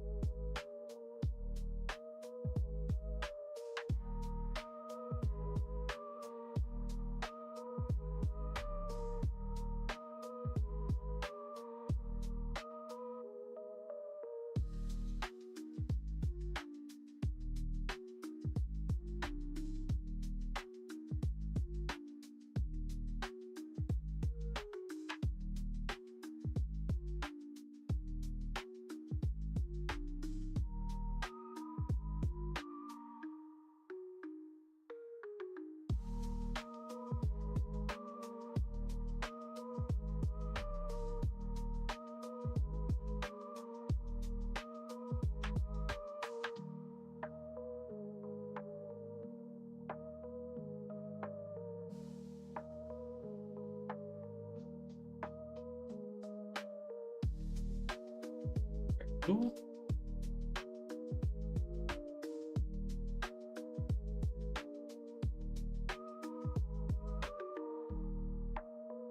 Okay.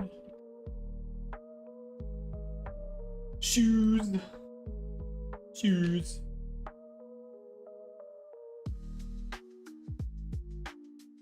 I'd like a few more cuts here to go.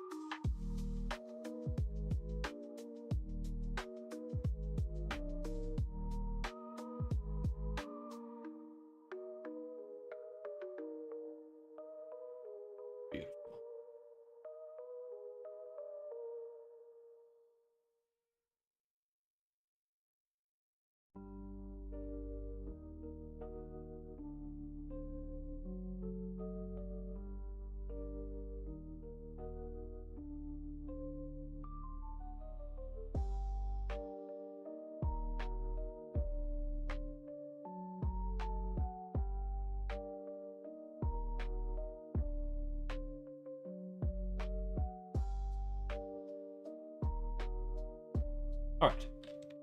What we'll do is duplicate again, apply again. We're going to go into Sculpt, Wireframe. I will actually hide this section, just to ensure that nothing crazy happens.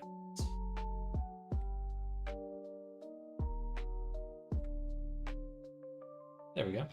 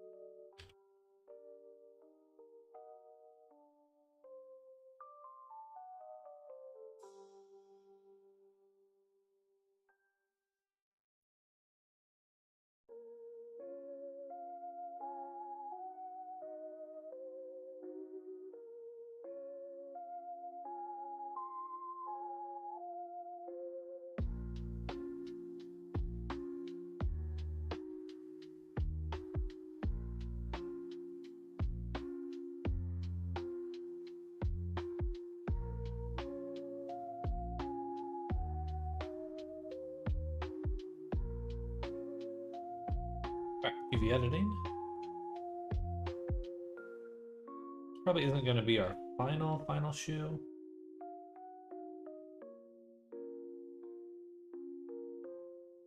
But we can save ourselves a lot of work by kind of finalizing some of the UV maps right now.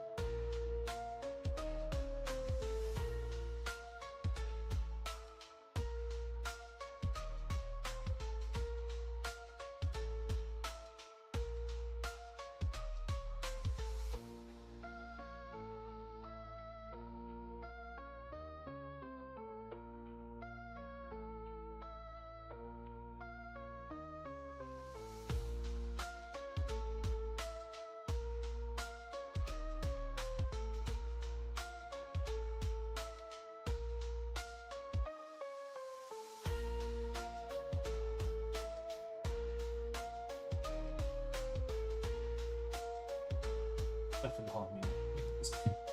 Jesus.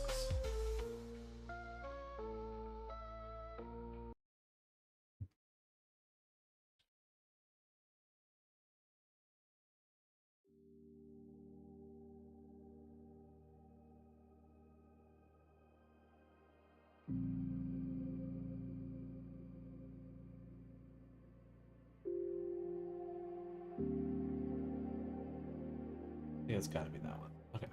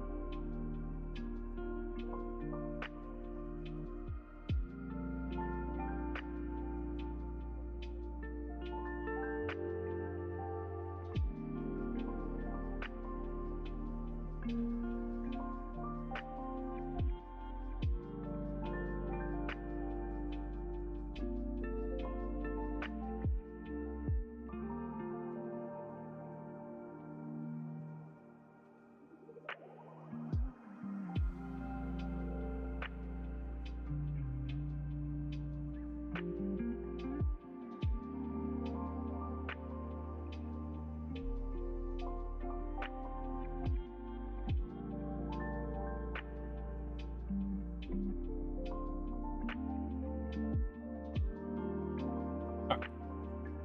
Or it bends. It's okay.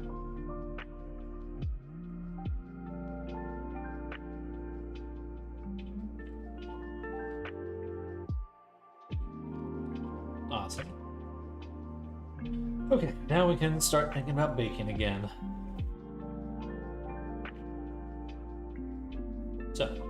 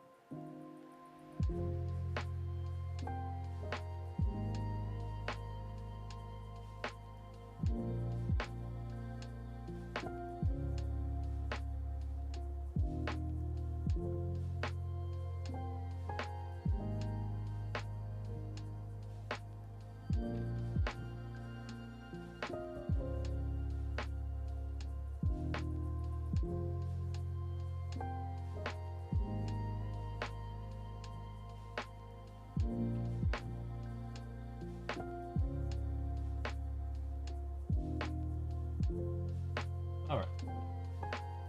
There's the low poly. I have to adjust the... But it looks good for now. Alright. So. Now.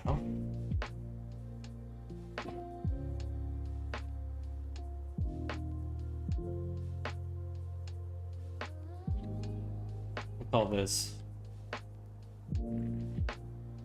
basic goo. Save. Okay. So we got that.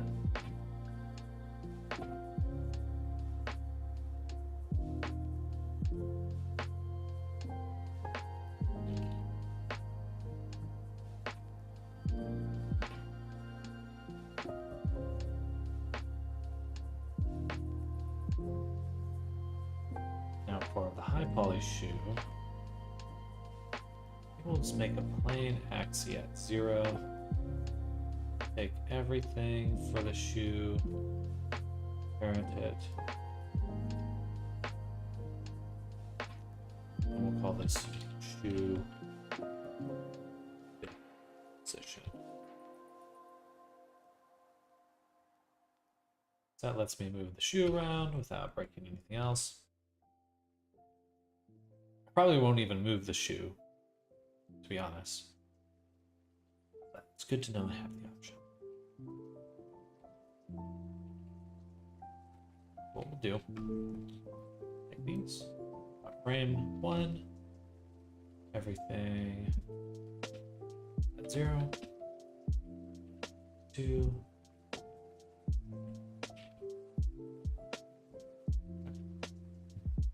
perfect. Now, export the high poly clothing.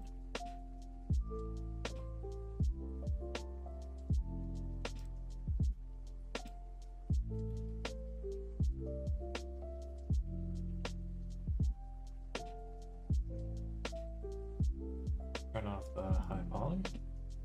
Go to the low poly. We'll put this into the low poly now.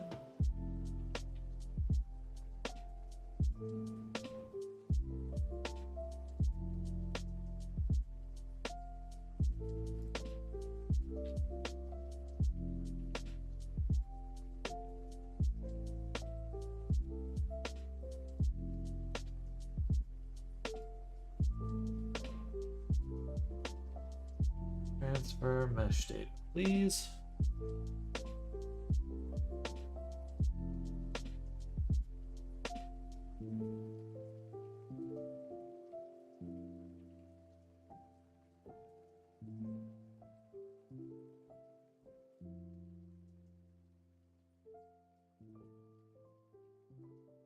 Actually going to set it to 0 and then redo it just so I have a better idea of how close of a fit it is. Closer the better.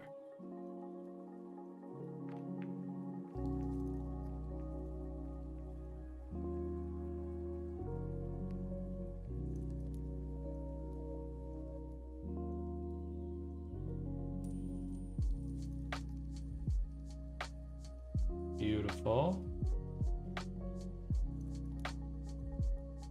Okay.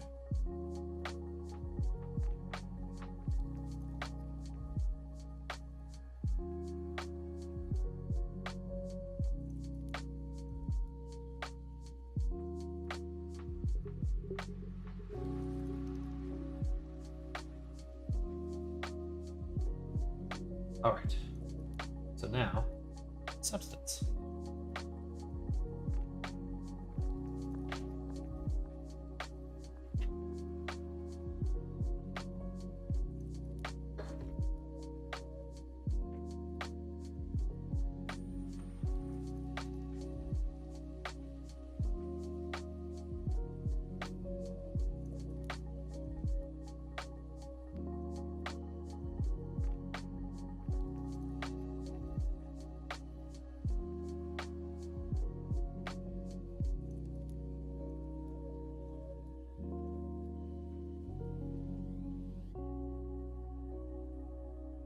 New.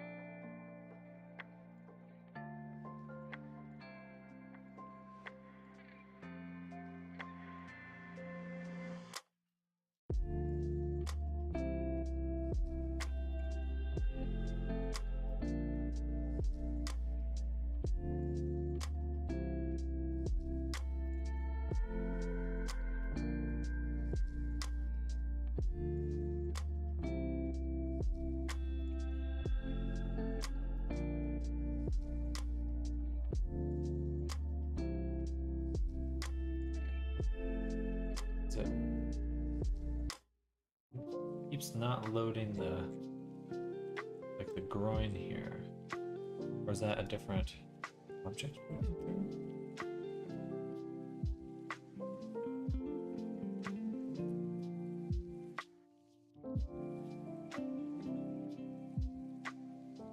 Something's really weird right there. This all looks a little crunchy. So we could definitely go back and turn up the subdivision on the high poly mesh here. Also, I think we could probably rearrange this to make better use of our space.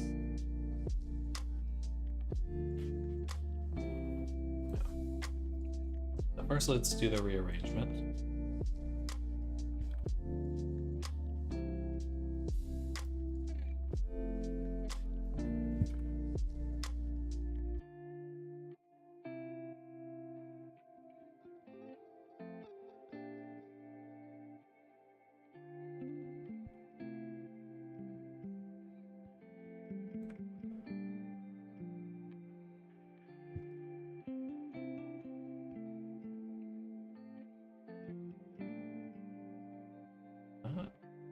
A huge improvement.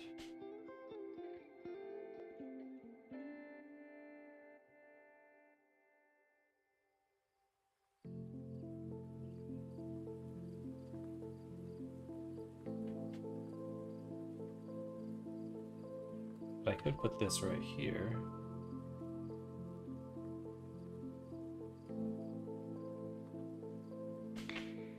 It's the same thing.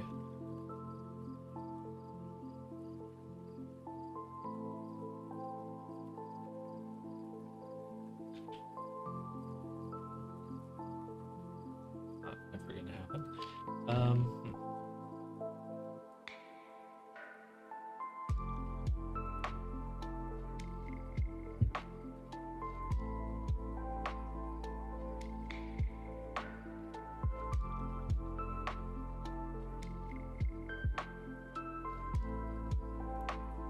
Okay, that's a bit better.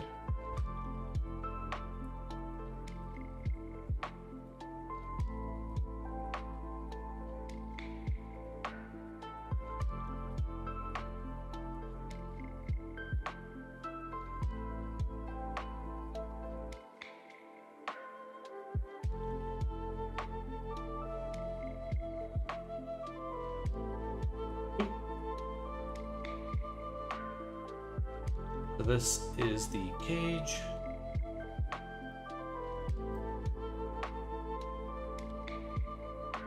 Normal, save, go to the high poly.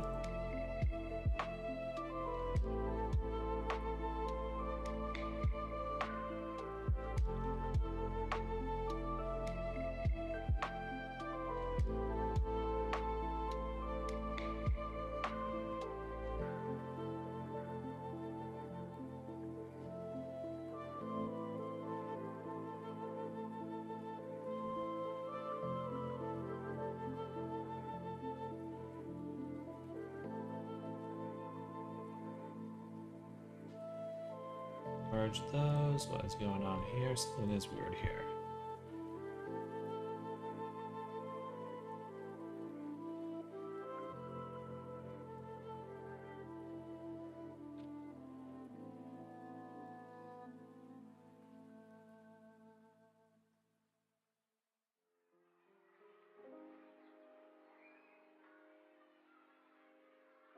Oh, gotcha. Well, there. That should be better.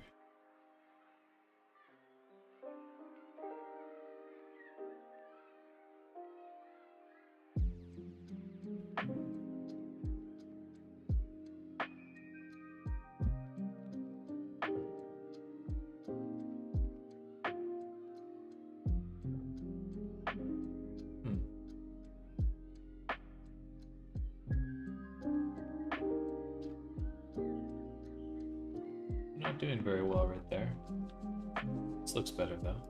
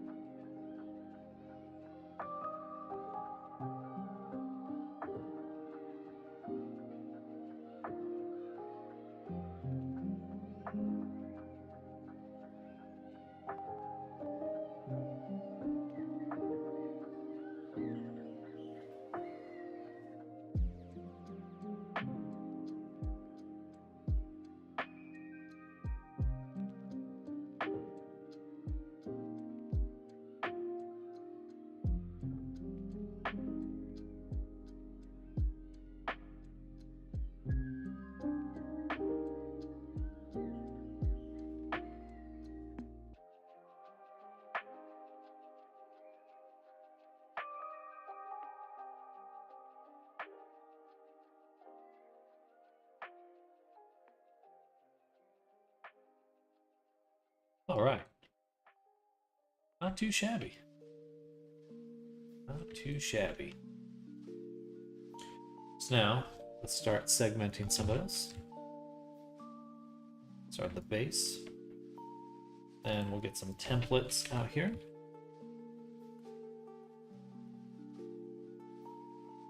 That was my baking process, by the way. Someone's asking me how to bake. That was pretty much it right there.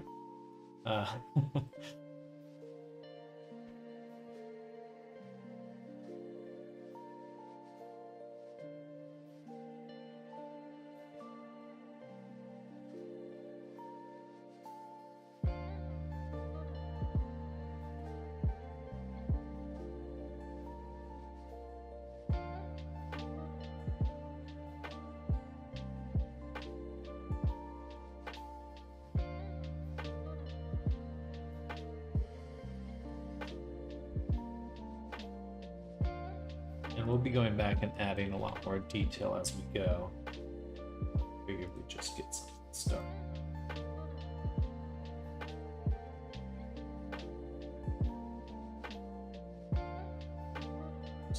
Start blocking things in. Ooh, I'm missing a beret and a cowboy hat. So I'll have to make those as well.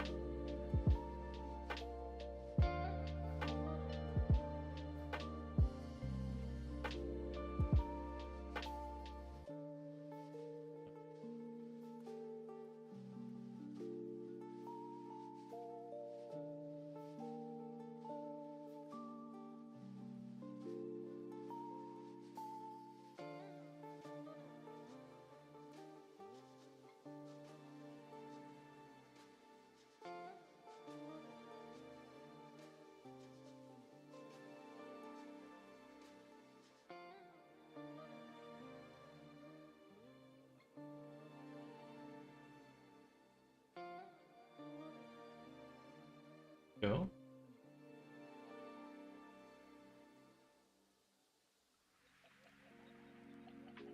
Then we need a camo for the shirt. We'll use a noise.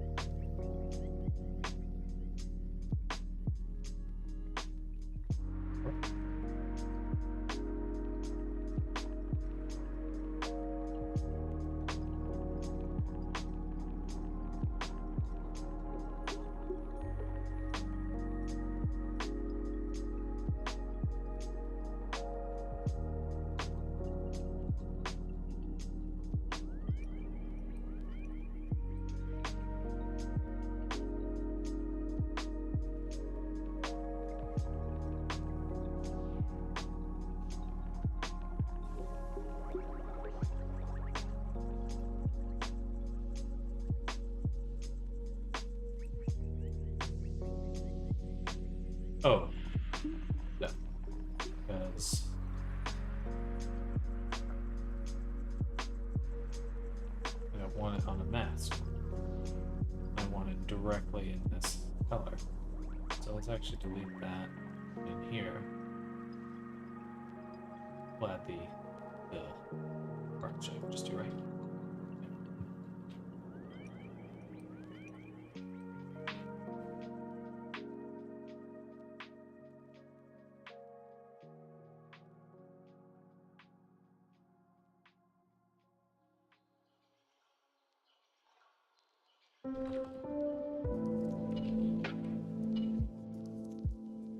Something like that.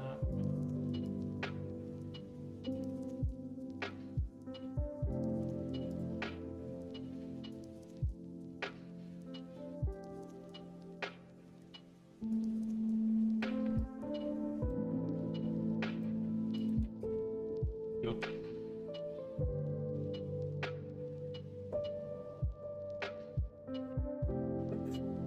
Excuse me.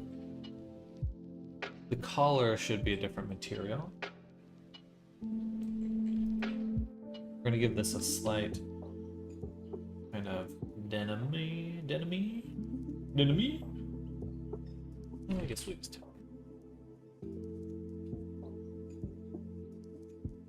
there. And the noise will swap for, I guess, something like that. Pilot. Ouch. Many times we can.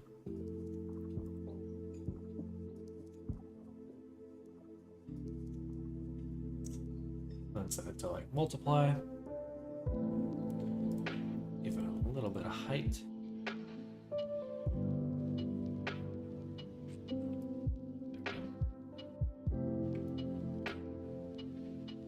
A little bit of ambient occlusion never hurt. There. Also, roughness variation really makes the best difference.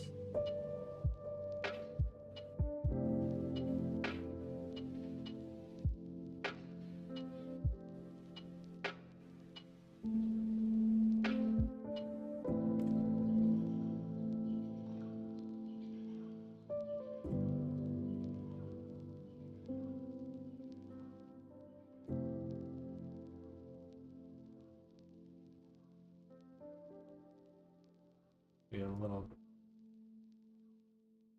more roughness there. Yeah. Okay, cool. Now we got a nice weave right there. Boom. Looks good.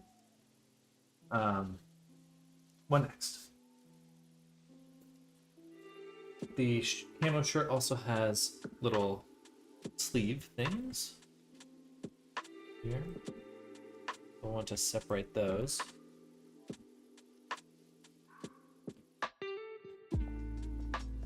All right, so looks like a decent amount of high poly modeling is in order to get the final set of details on here. And then we also need a beret. And we also need a cowboy hat. So those are two things we'll need in addition to what we already need.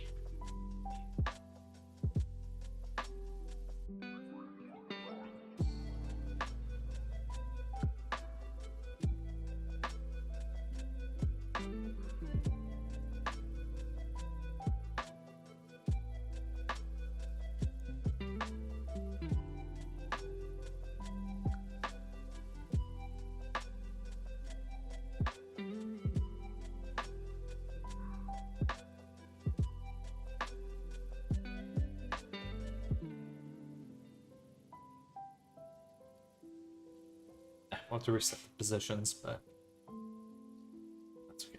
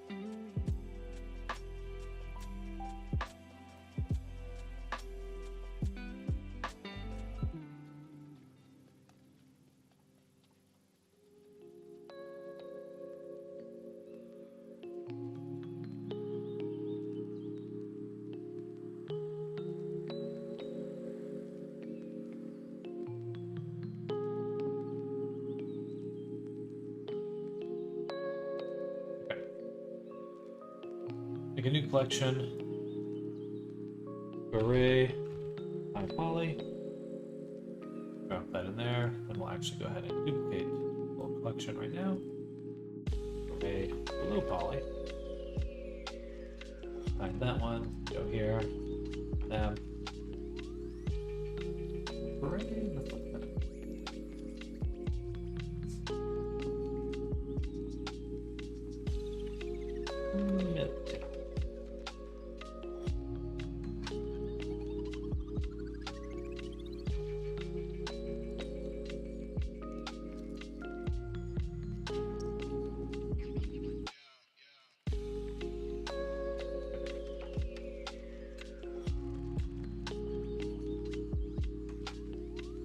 What we'll do is first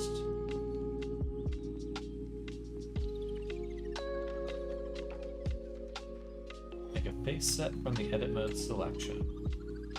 Then go into Tool and set Auto Mask to Face Sets. First we'll switch to brush that I'm actually going to use, which is the cloth one. And we'll do that again, Face Sets. That way.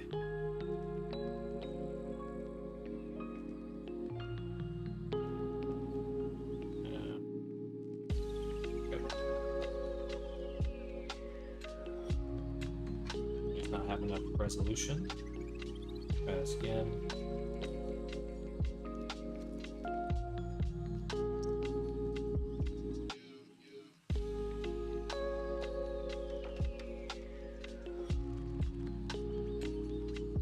Doesn't seem like it wants to do anything.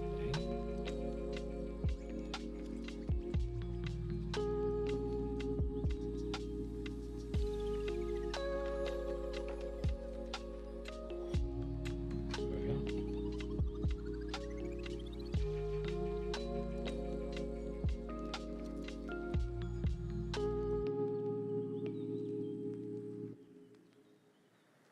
It's pretty much exactly what you want.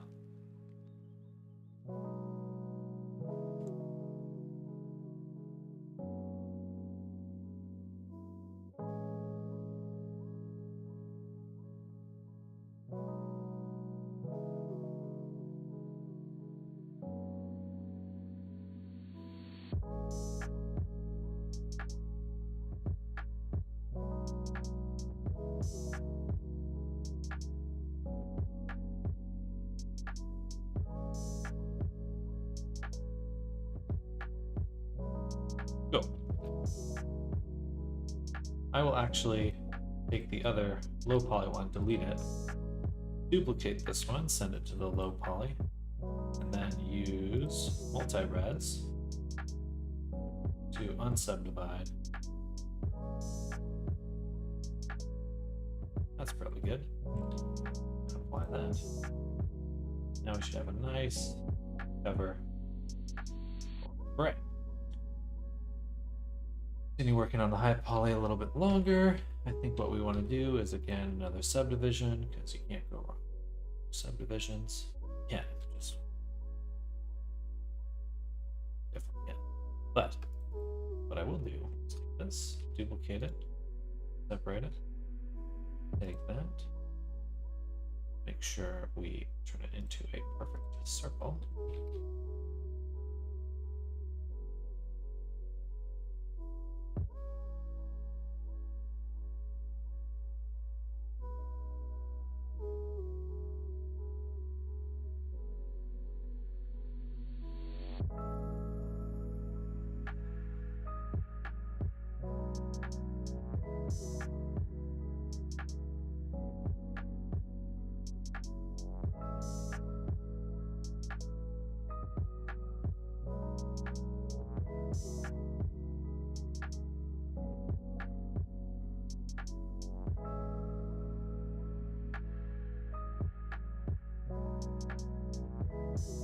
All right.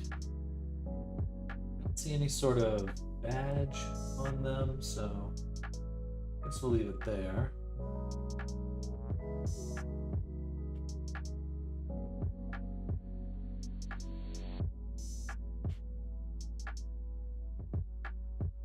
And berets don't have a seam of any kind?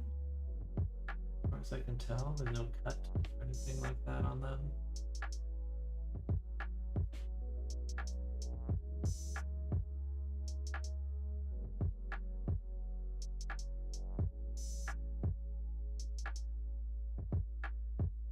I guess one on the back.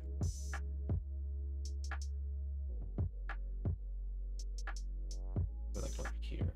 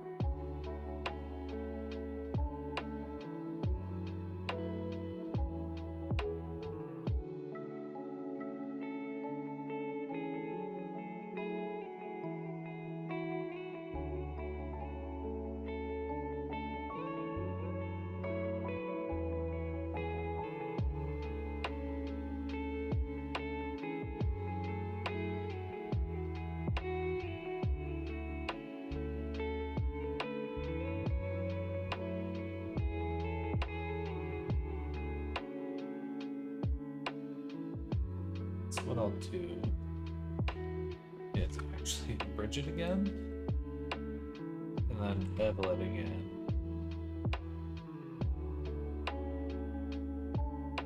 So we get that nice cut.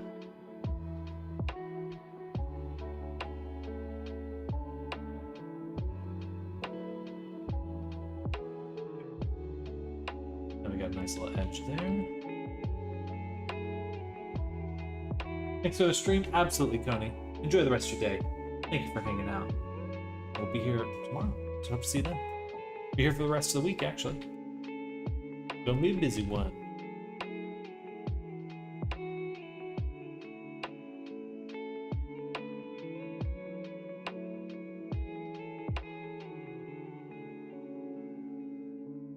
Cool. That looks beautiful. Pretty sure that's what a bray is. Now for this one, we'll actually add our geo node.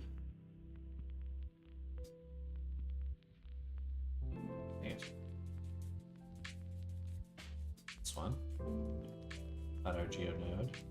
Shrink wrap to collection. Beret high poly. And that 99% of this is going to be pretty good. Pretty good.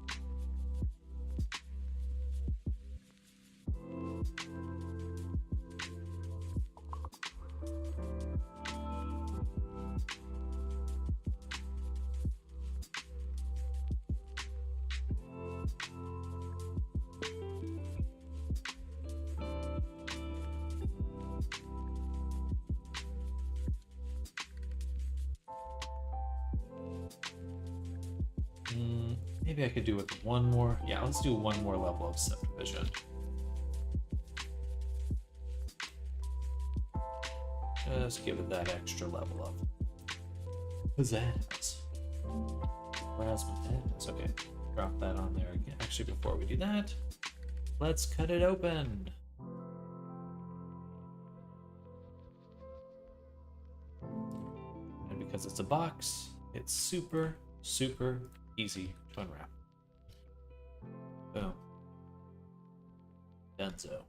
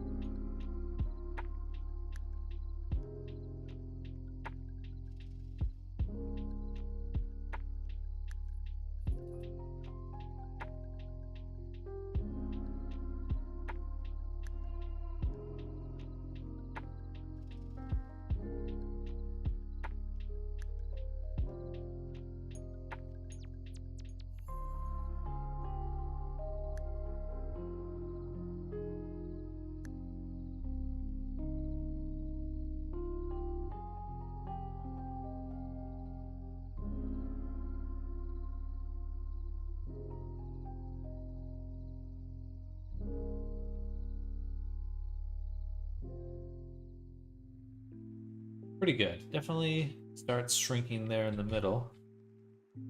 Perhaps we can.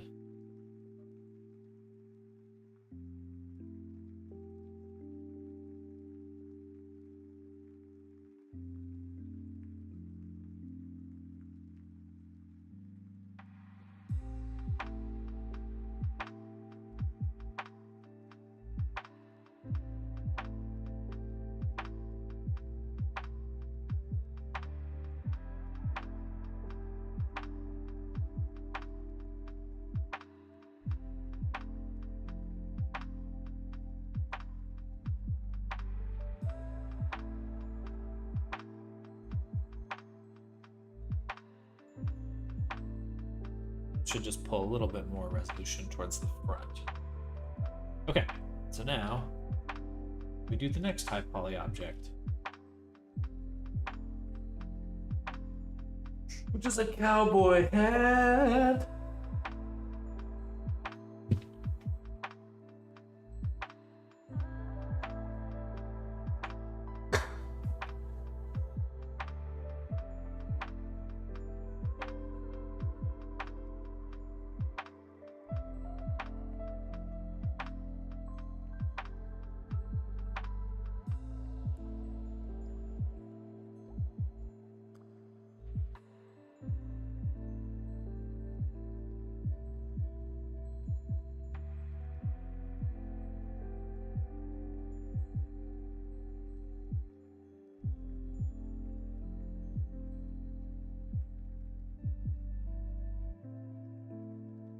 Cube, subdivide that cube.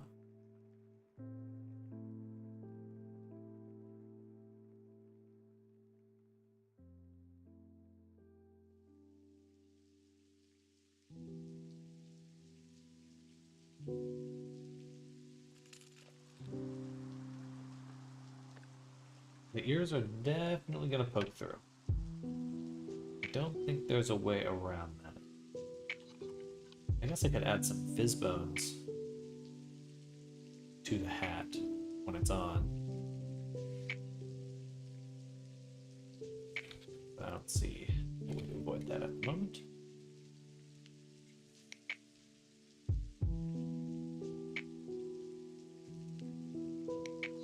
Let's do one level of subdivision.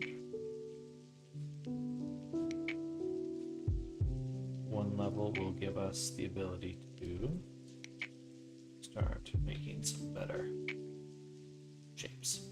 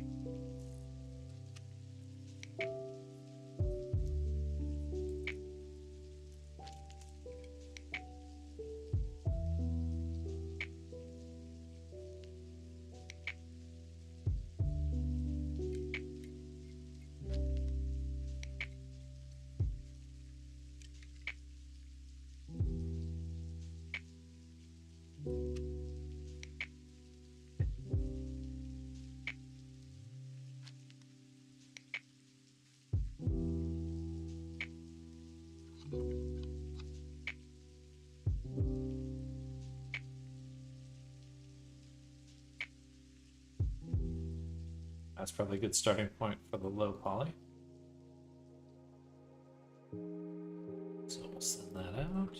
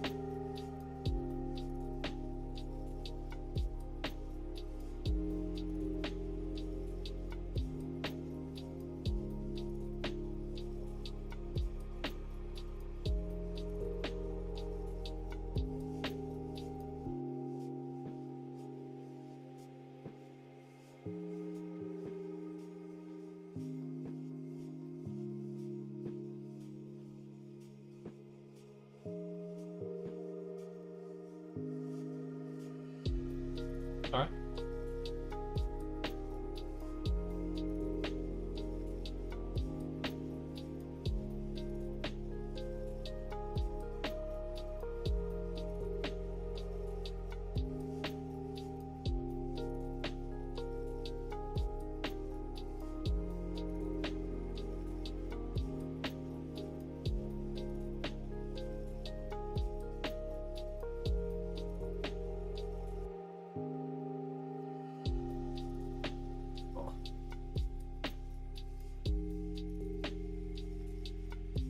My back hurts. I stand it.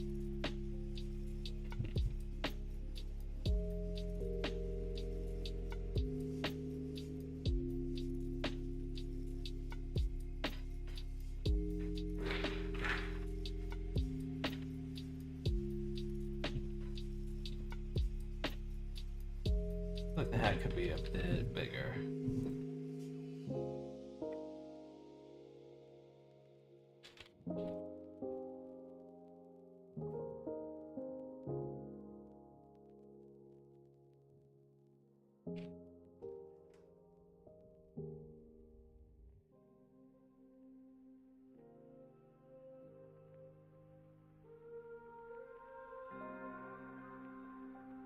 Okay. And then the low poly hat, we will turn down to here. Let's see. 2000 seems like a lot. That seems like too little though. So we'll stick with this one. Apply. And the hair in my ear. Apply the solidify. Well, thank you, Warrior Maddie. Welcome. Welcome, welcome. how goes your day? We're making a hat.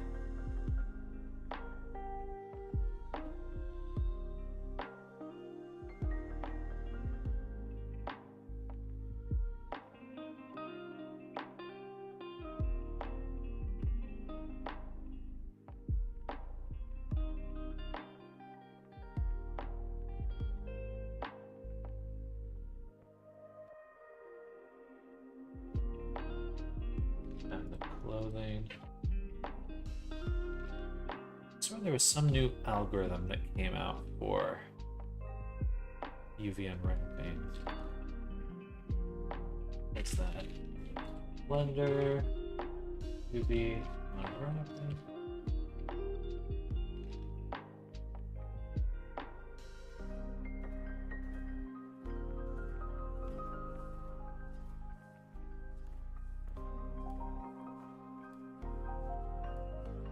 Yeah. Blender new UV unwrapping algorithm.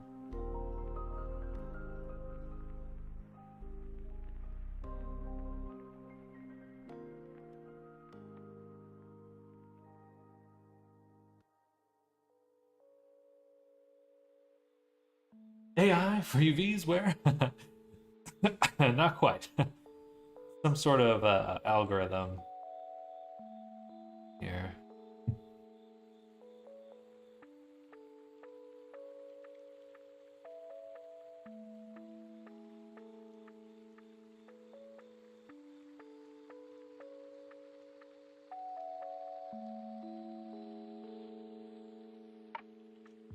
Yeah, but I want to use it.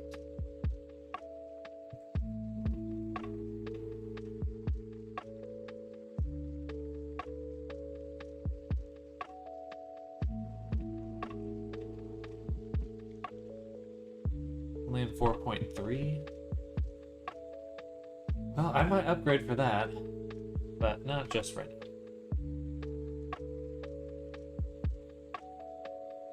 now. Not just yet. Okay. So, for our cowboy hat low poly.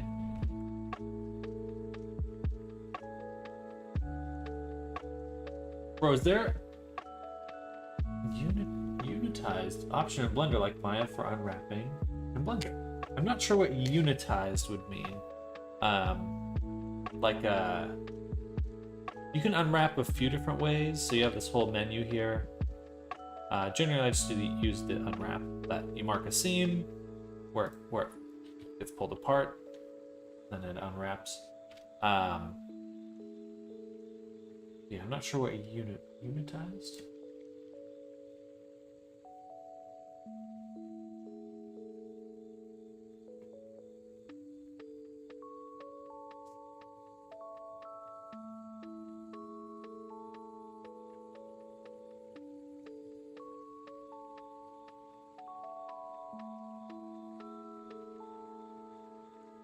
Unitized. In this tutorial, I'm going to try and unfold. And just stick it inside that. Simply select each edge, orient shelves to edges. I guess so. So if you are you asking if there's a way for it to automatically straighten stuff? There's some free add-ons for that. Yeah. I use the UV toolset. What do I use? UV toolkit or Blender.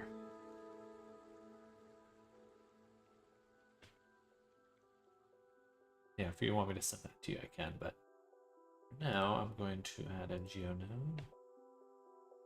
Shrink wrap to collection, this collection. And then in the high poly, we're gonna make some stuff.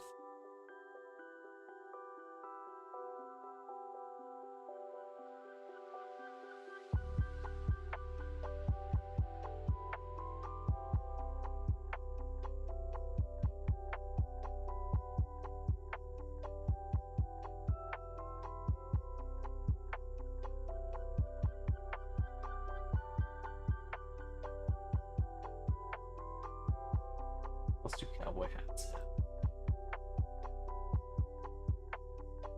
They usually got some sort of like little latch on the side. Okay, I guess it's a belt going around the top. That's funny. I never thought about that. These are literally belts. Funny.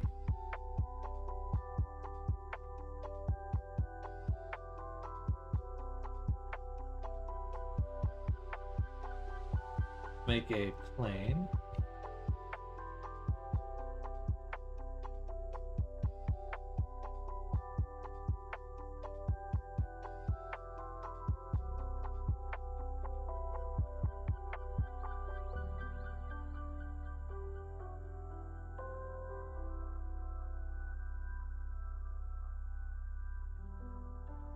And we'll just scoot it in for now. Slap a subdiv on it.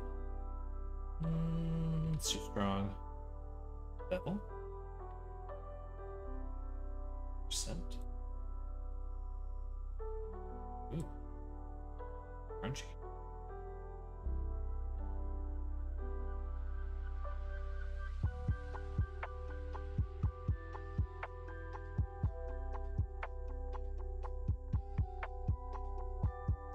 All right.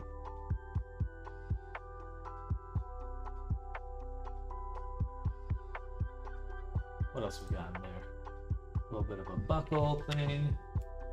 A few more little pieces we could add to this if we wanted to. A little cut.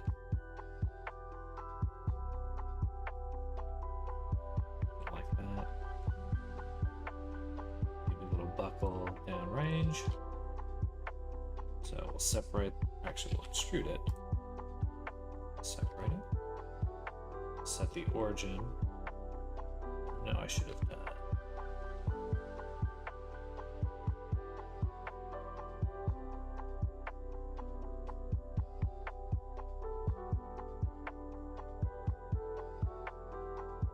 Got just a little buckle.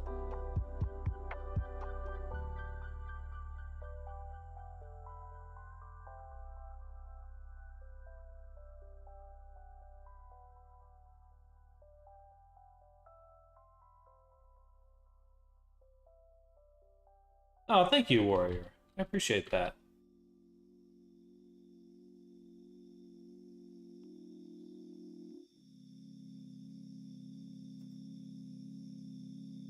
Well, feel free to ask any questions. I'm definitely happy to share what I'm doing.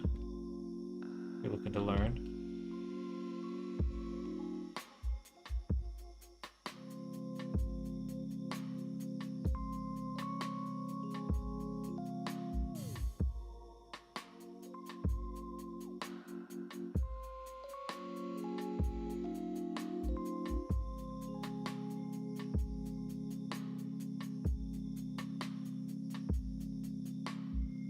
That looks strange.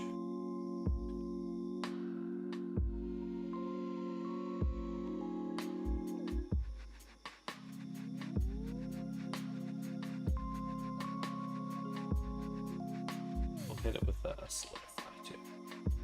Or sorry, subdivision.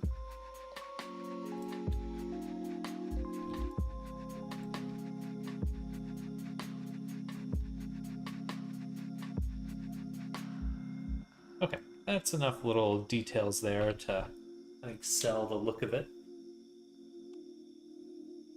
Just one more thing. One more thing. Okay.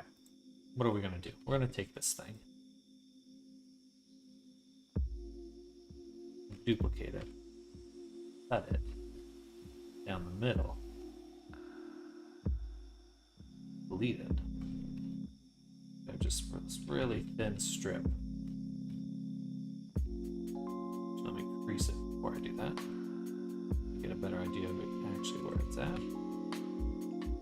And we'll just turn up that solidify a little more. Get a nice little ridge.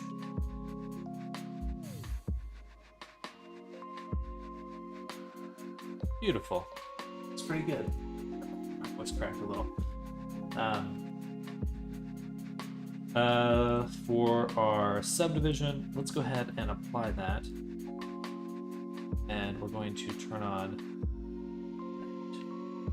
What I'd like to do is make the little cowboy hinge.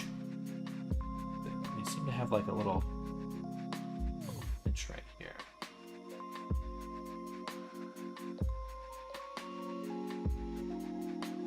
you know it's a real cowboy hat. It's got that edge.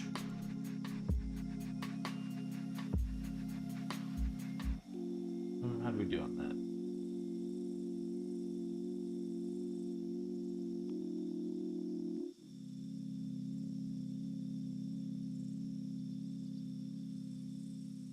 Getting some like SCP vibes from this music right now. All that synth. Okay, something like that. And then we'll mask this section. Invert it. Mesh filter.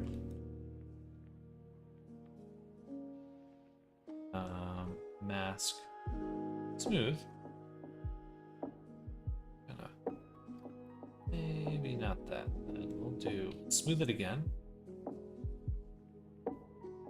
And then use the up tool, whatever this is. Then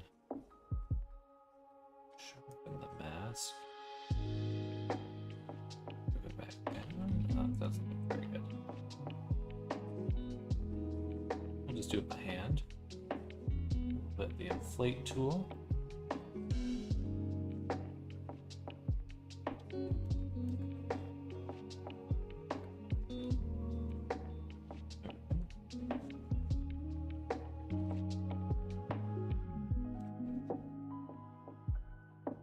Well, it should be lower.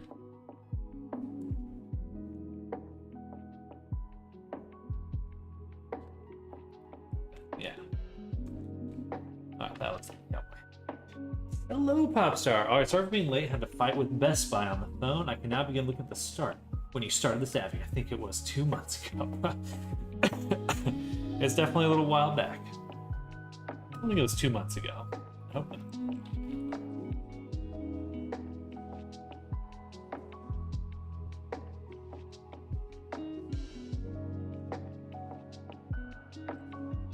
There we go, cowboy hat.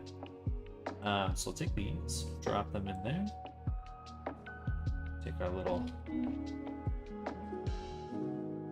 collection. I'm actually going to select the interior and delete it. So I can ensure that this is working properly. I'll take the top here.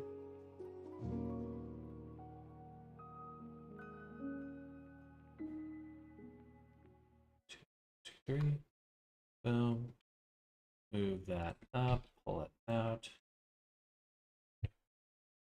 lock this whole thing. Beautiful.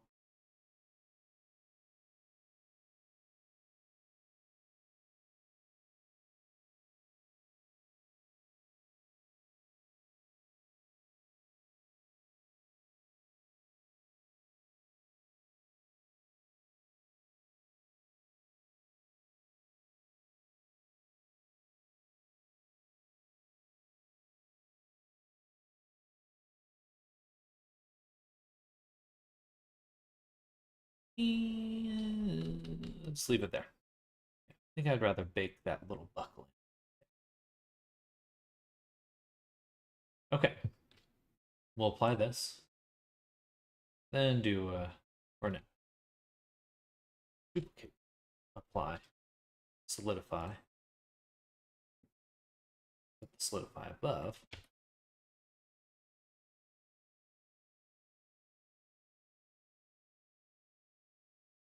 Apply the solidify.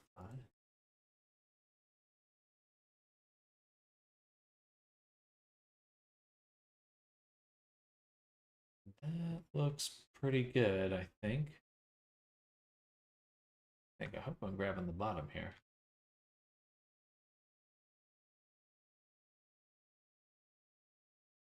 Pretty sure I am.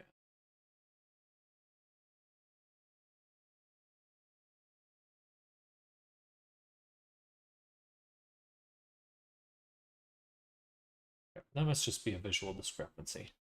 Avarkatu! Yeah, I have not gotten around to removing that. But I will.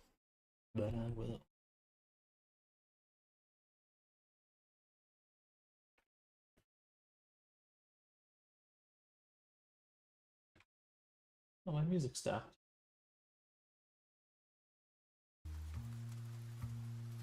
Alright, we got another maybe 15 minutes, and then I'm gonna call it for today. Definitely a later stream. Definitely a later stream. I got so much to do, y'all.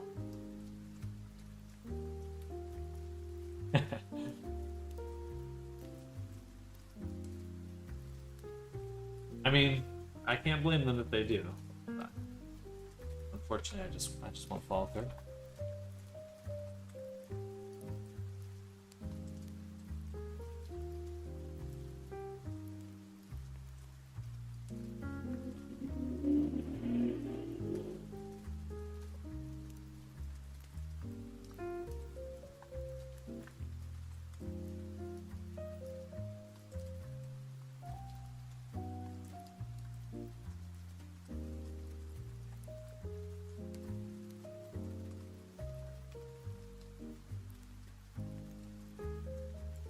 Did you just do it? How dare you? How dare you? I didn't hear a notification. Double check here.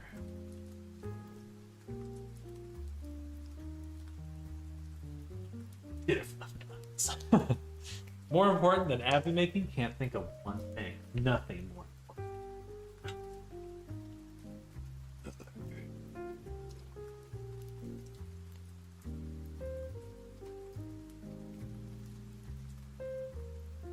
Well, I appreciate the redeem.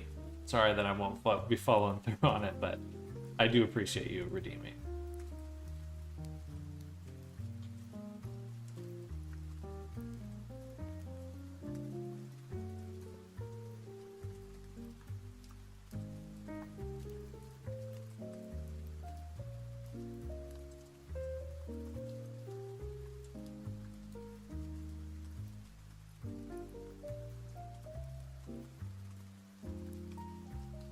Beautiful.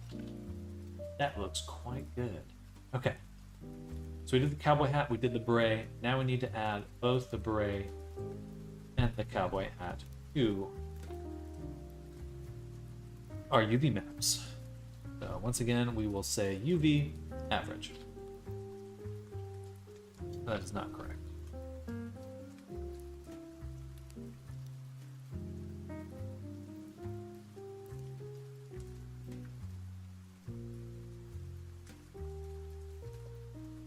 This is important. This is the part where I say, oh noes, I go, scam to my redeems. Call the Twitch police.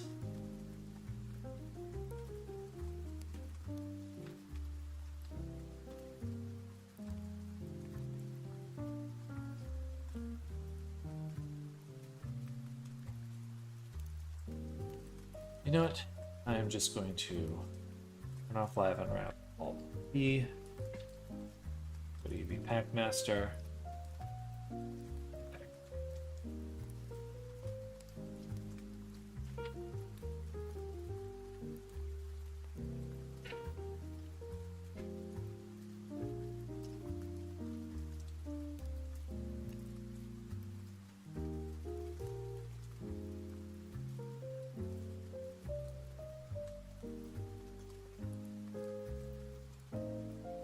What the OSHA death squads are for.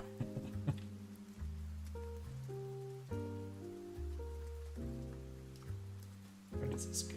What would be the best way to organize this?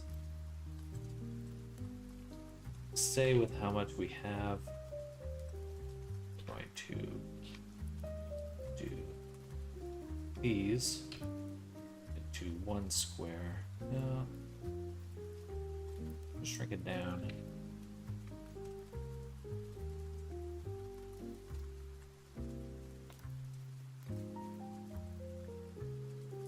Just rotating this.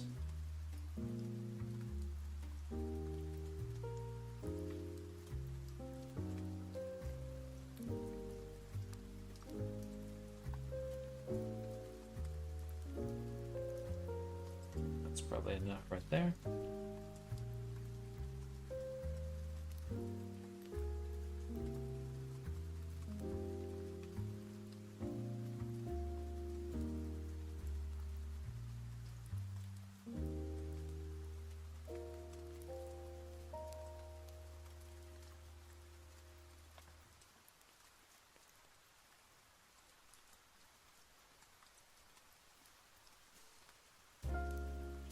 Sorry, did you say 2 months ago is when you started the Avi, right?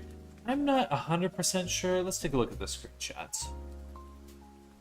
The first screenshot I took was on the 25th. So, about 3 weeks ago. Okay, so we're on schedule. Okay.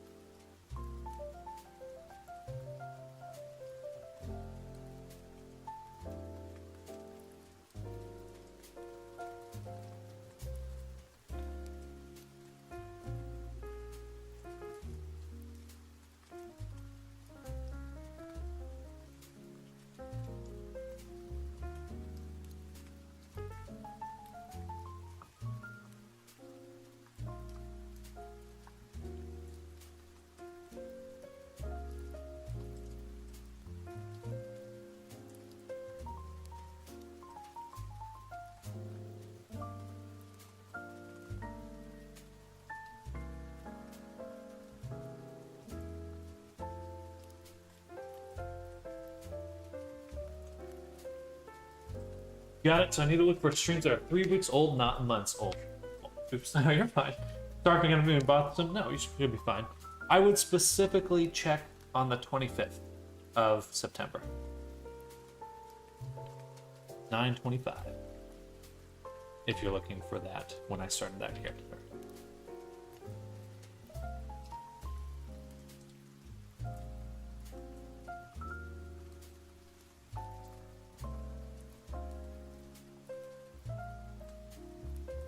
Oh, so close. That's the curse of UV maps. So close, yet so far.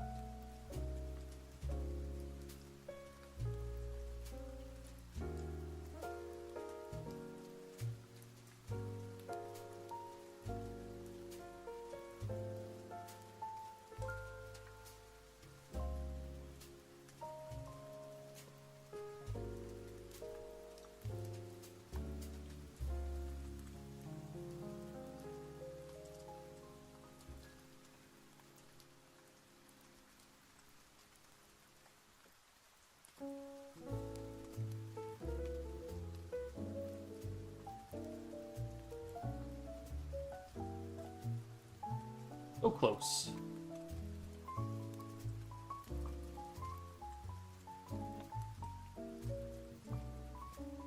There we go. Okay. Whew. We did it. Gotta go, Sam, but good job as always. Thank you, Even. Enjoy your day, Even. Can't wait to see tomorrow's smooth boxing. Thank you so much. I'm really looking forward to this. Super close to done with this avatar. Tomorrow's the fur for this avatar. We should be able to finish this character by Friday. That'll be good. That'll be good.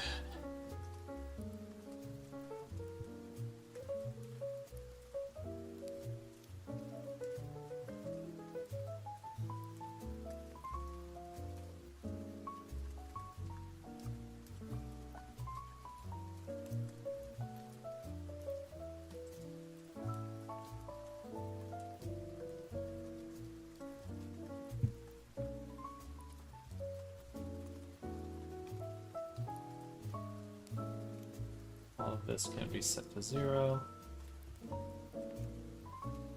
And with the beret. Now,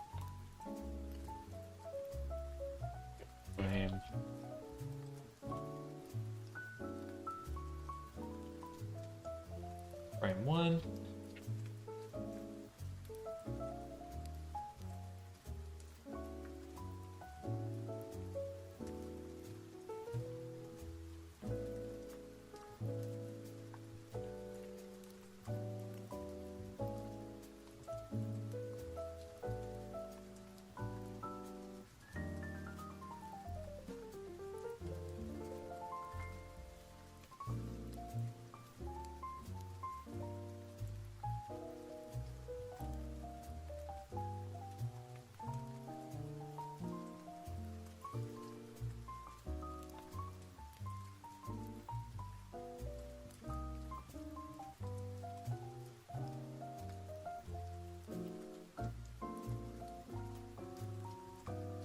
Okay.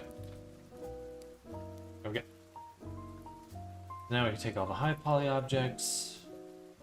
This will still leave them in these collections. We'll drop them into high poly. Turn that off. And these two will get triangulate and the displace, as well as the displace by name replacer. Then we'll turn on high poly one more time, preventing selection. Because now we will turn on displace and just ensure it is above everything.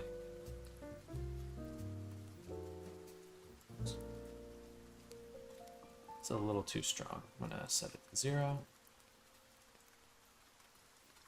Do just the tiniest amount of weight.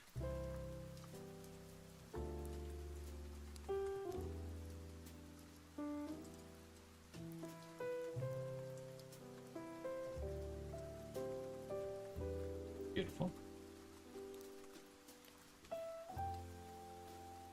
It's pretty crunchy in there, but I think we'll live.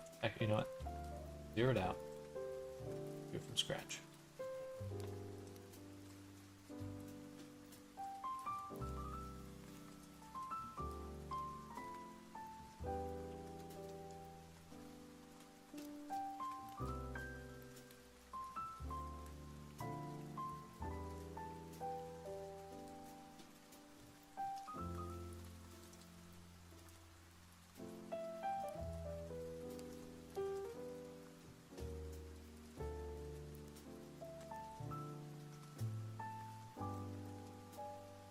Now, hi Polly. Run again. Still have a lot more to do on the details for the pants and shirt, but those will be quick. And we got the bacon already set up, so when we get to texturing tomorrow, that will be part of the texturing work.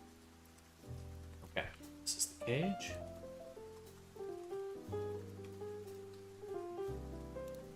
And this is the actual. Back to here, refresh the mesh. Cool. Save, load, bake, and ready.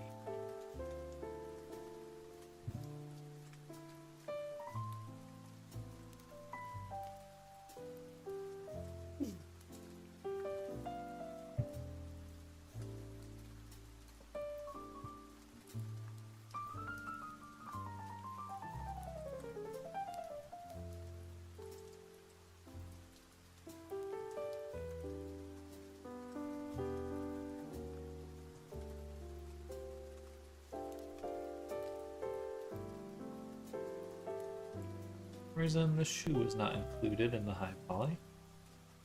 That's a bit sad. We got some massive stretching right there.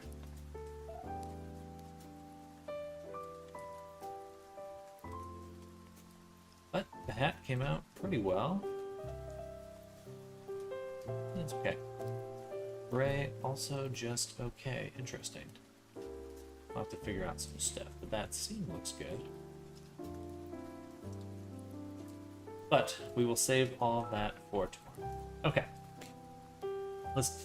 Thanks, Sam. Super. Absolutely, Symphony. Catch you later. I don't know if you're heading out, but I'm assuming you are. But enjoy your day. I'll be heading out in a second either way, so let's take some screenshots and get the heck out of here.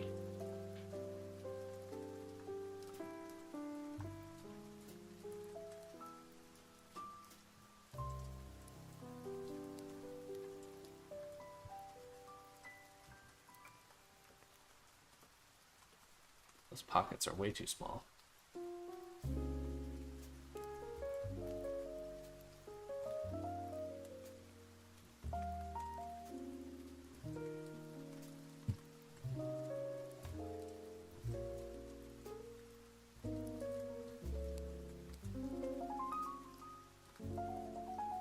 Good save. All right, everyone. Thank you again for hanging out with me. Hope everyone's having an amazing Tuesday. Start to the week. We're almost to hump day. Almost halfway through the week already. But we'll be back tomorrow. I'll be doing another pretty full day. I won't be as late, but should be eventful. I think we're gonna be in a really good spot with the Foxtown character. We should have the fluff in by tomorrow. We should have almost everything in at least baked and in Unity. And then probably rigging Thursday. And then we'll do a few other tasks, put some time into a few other characters throughout the day. But the main focus will be Foxhound this week. Anyway, thank you all. Enjoy the rest of your day, rest of your evening. If you haven't yet, hit that follow, hit that subscribe, because I will be back tomorrow. Bye, everyone. See you soon. Bye!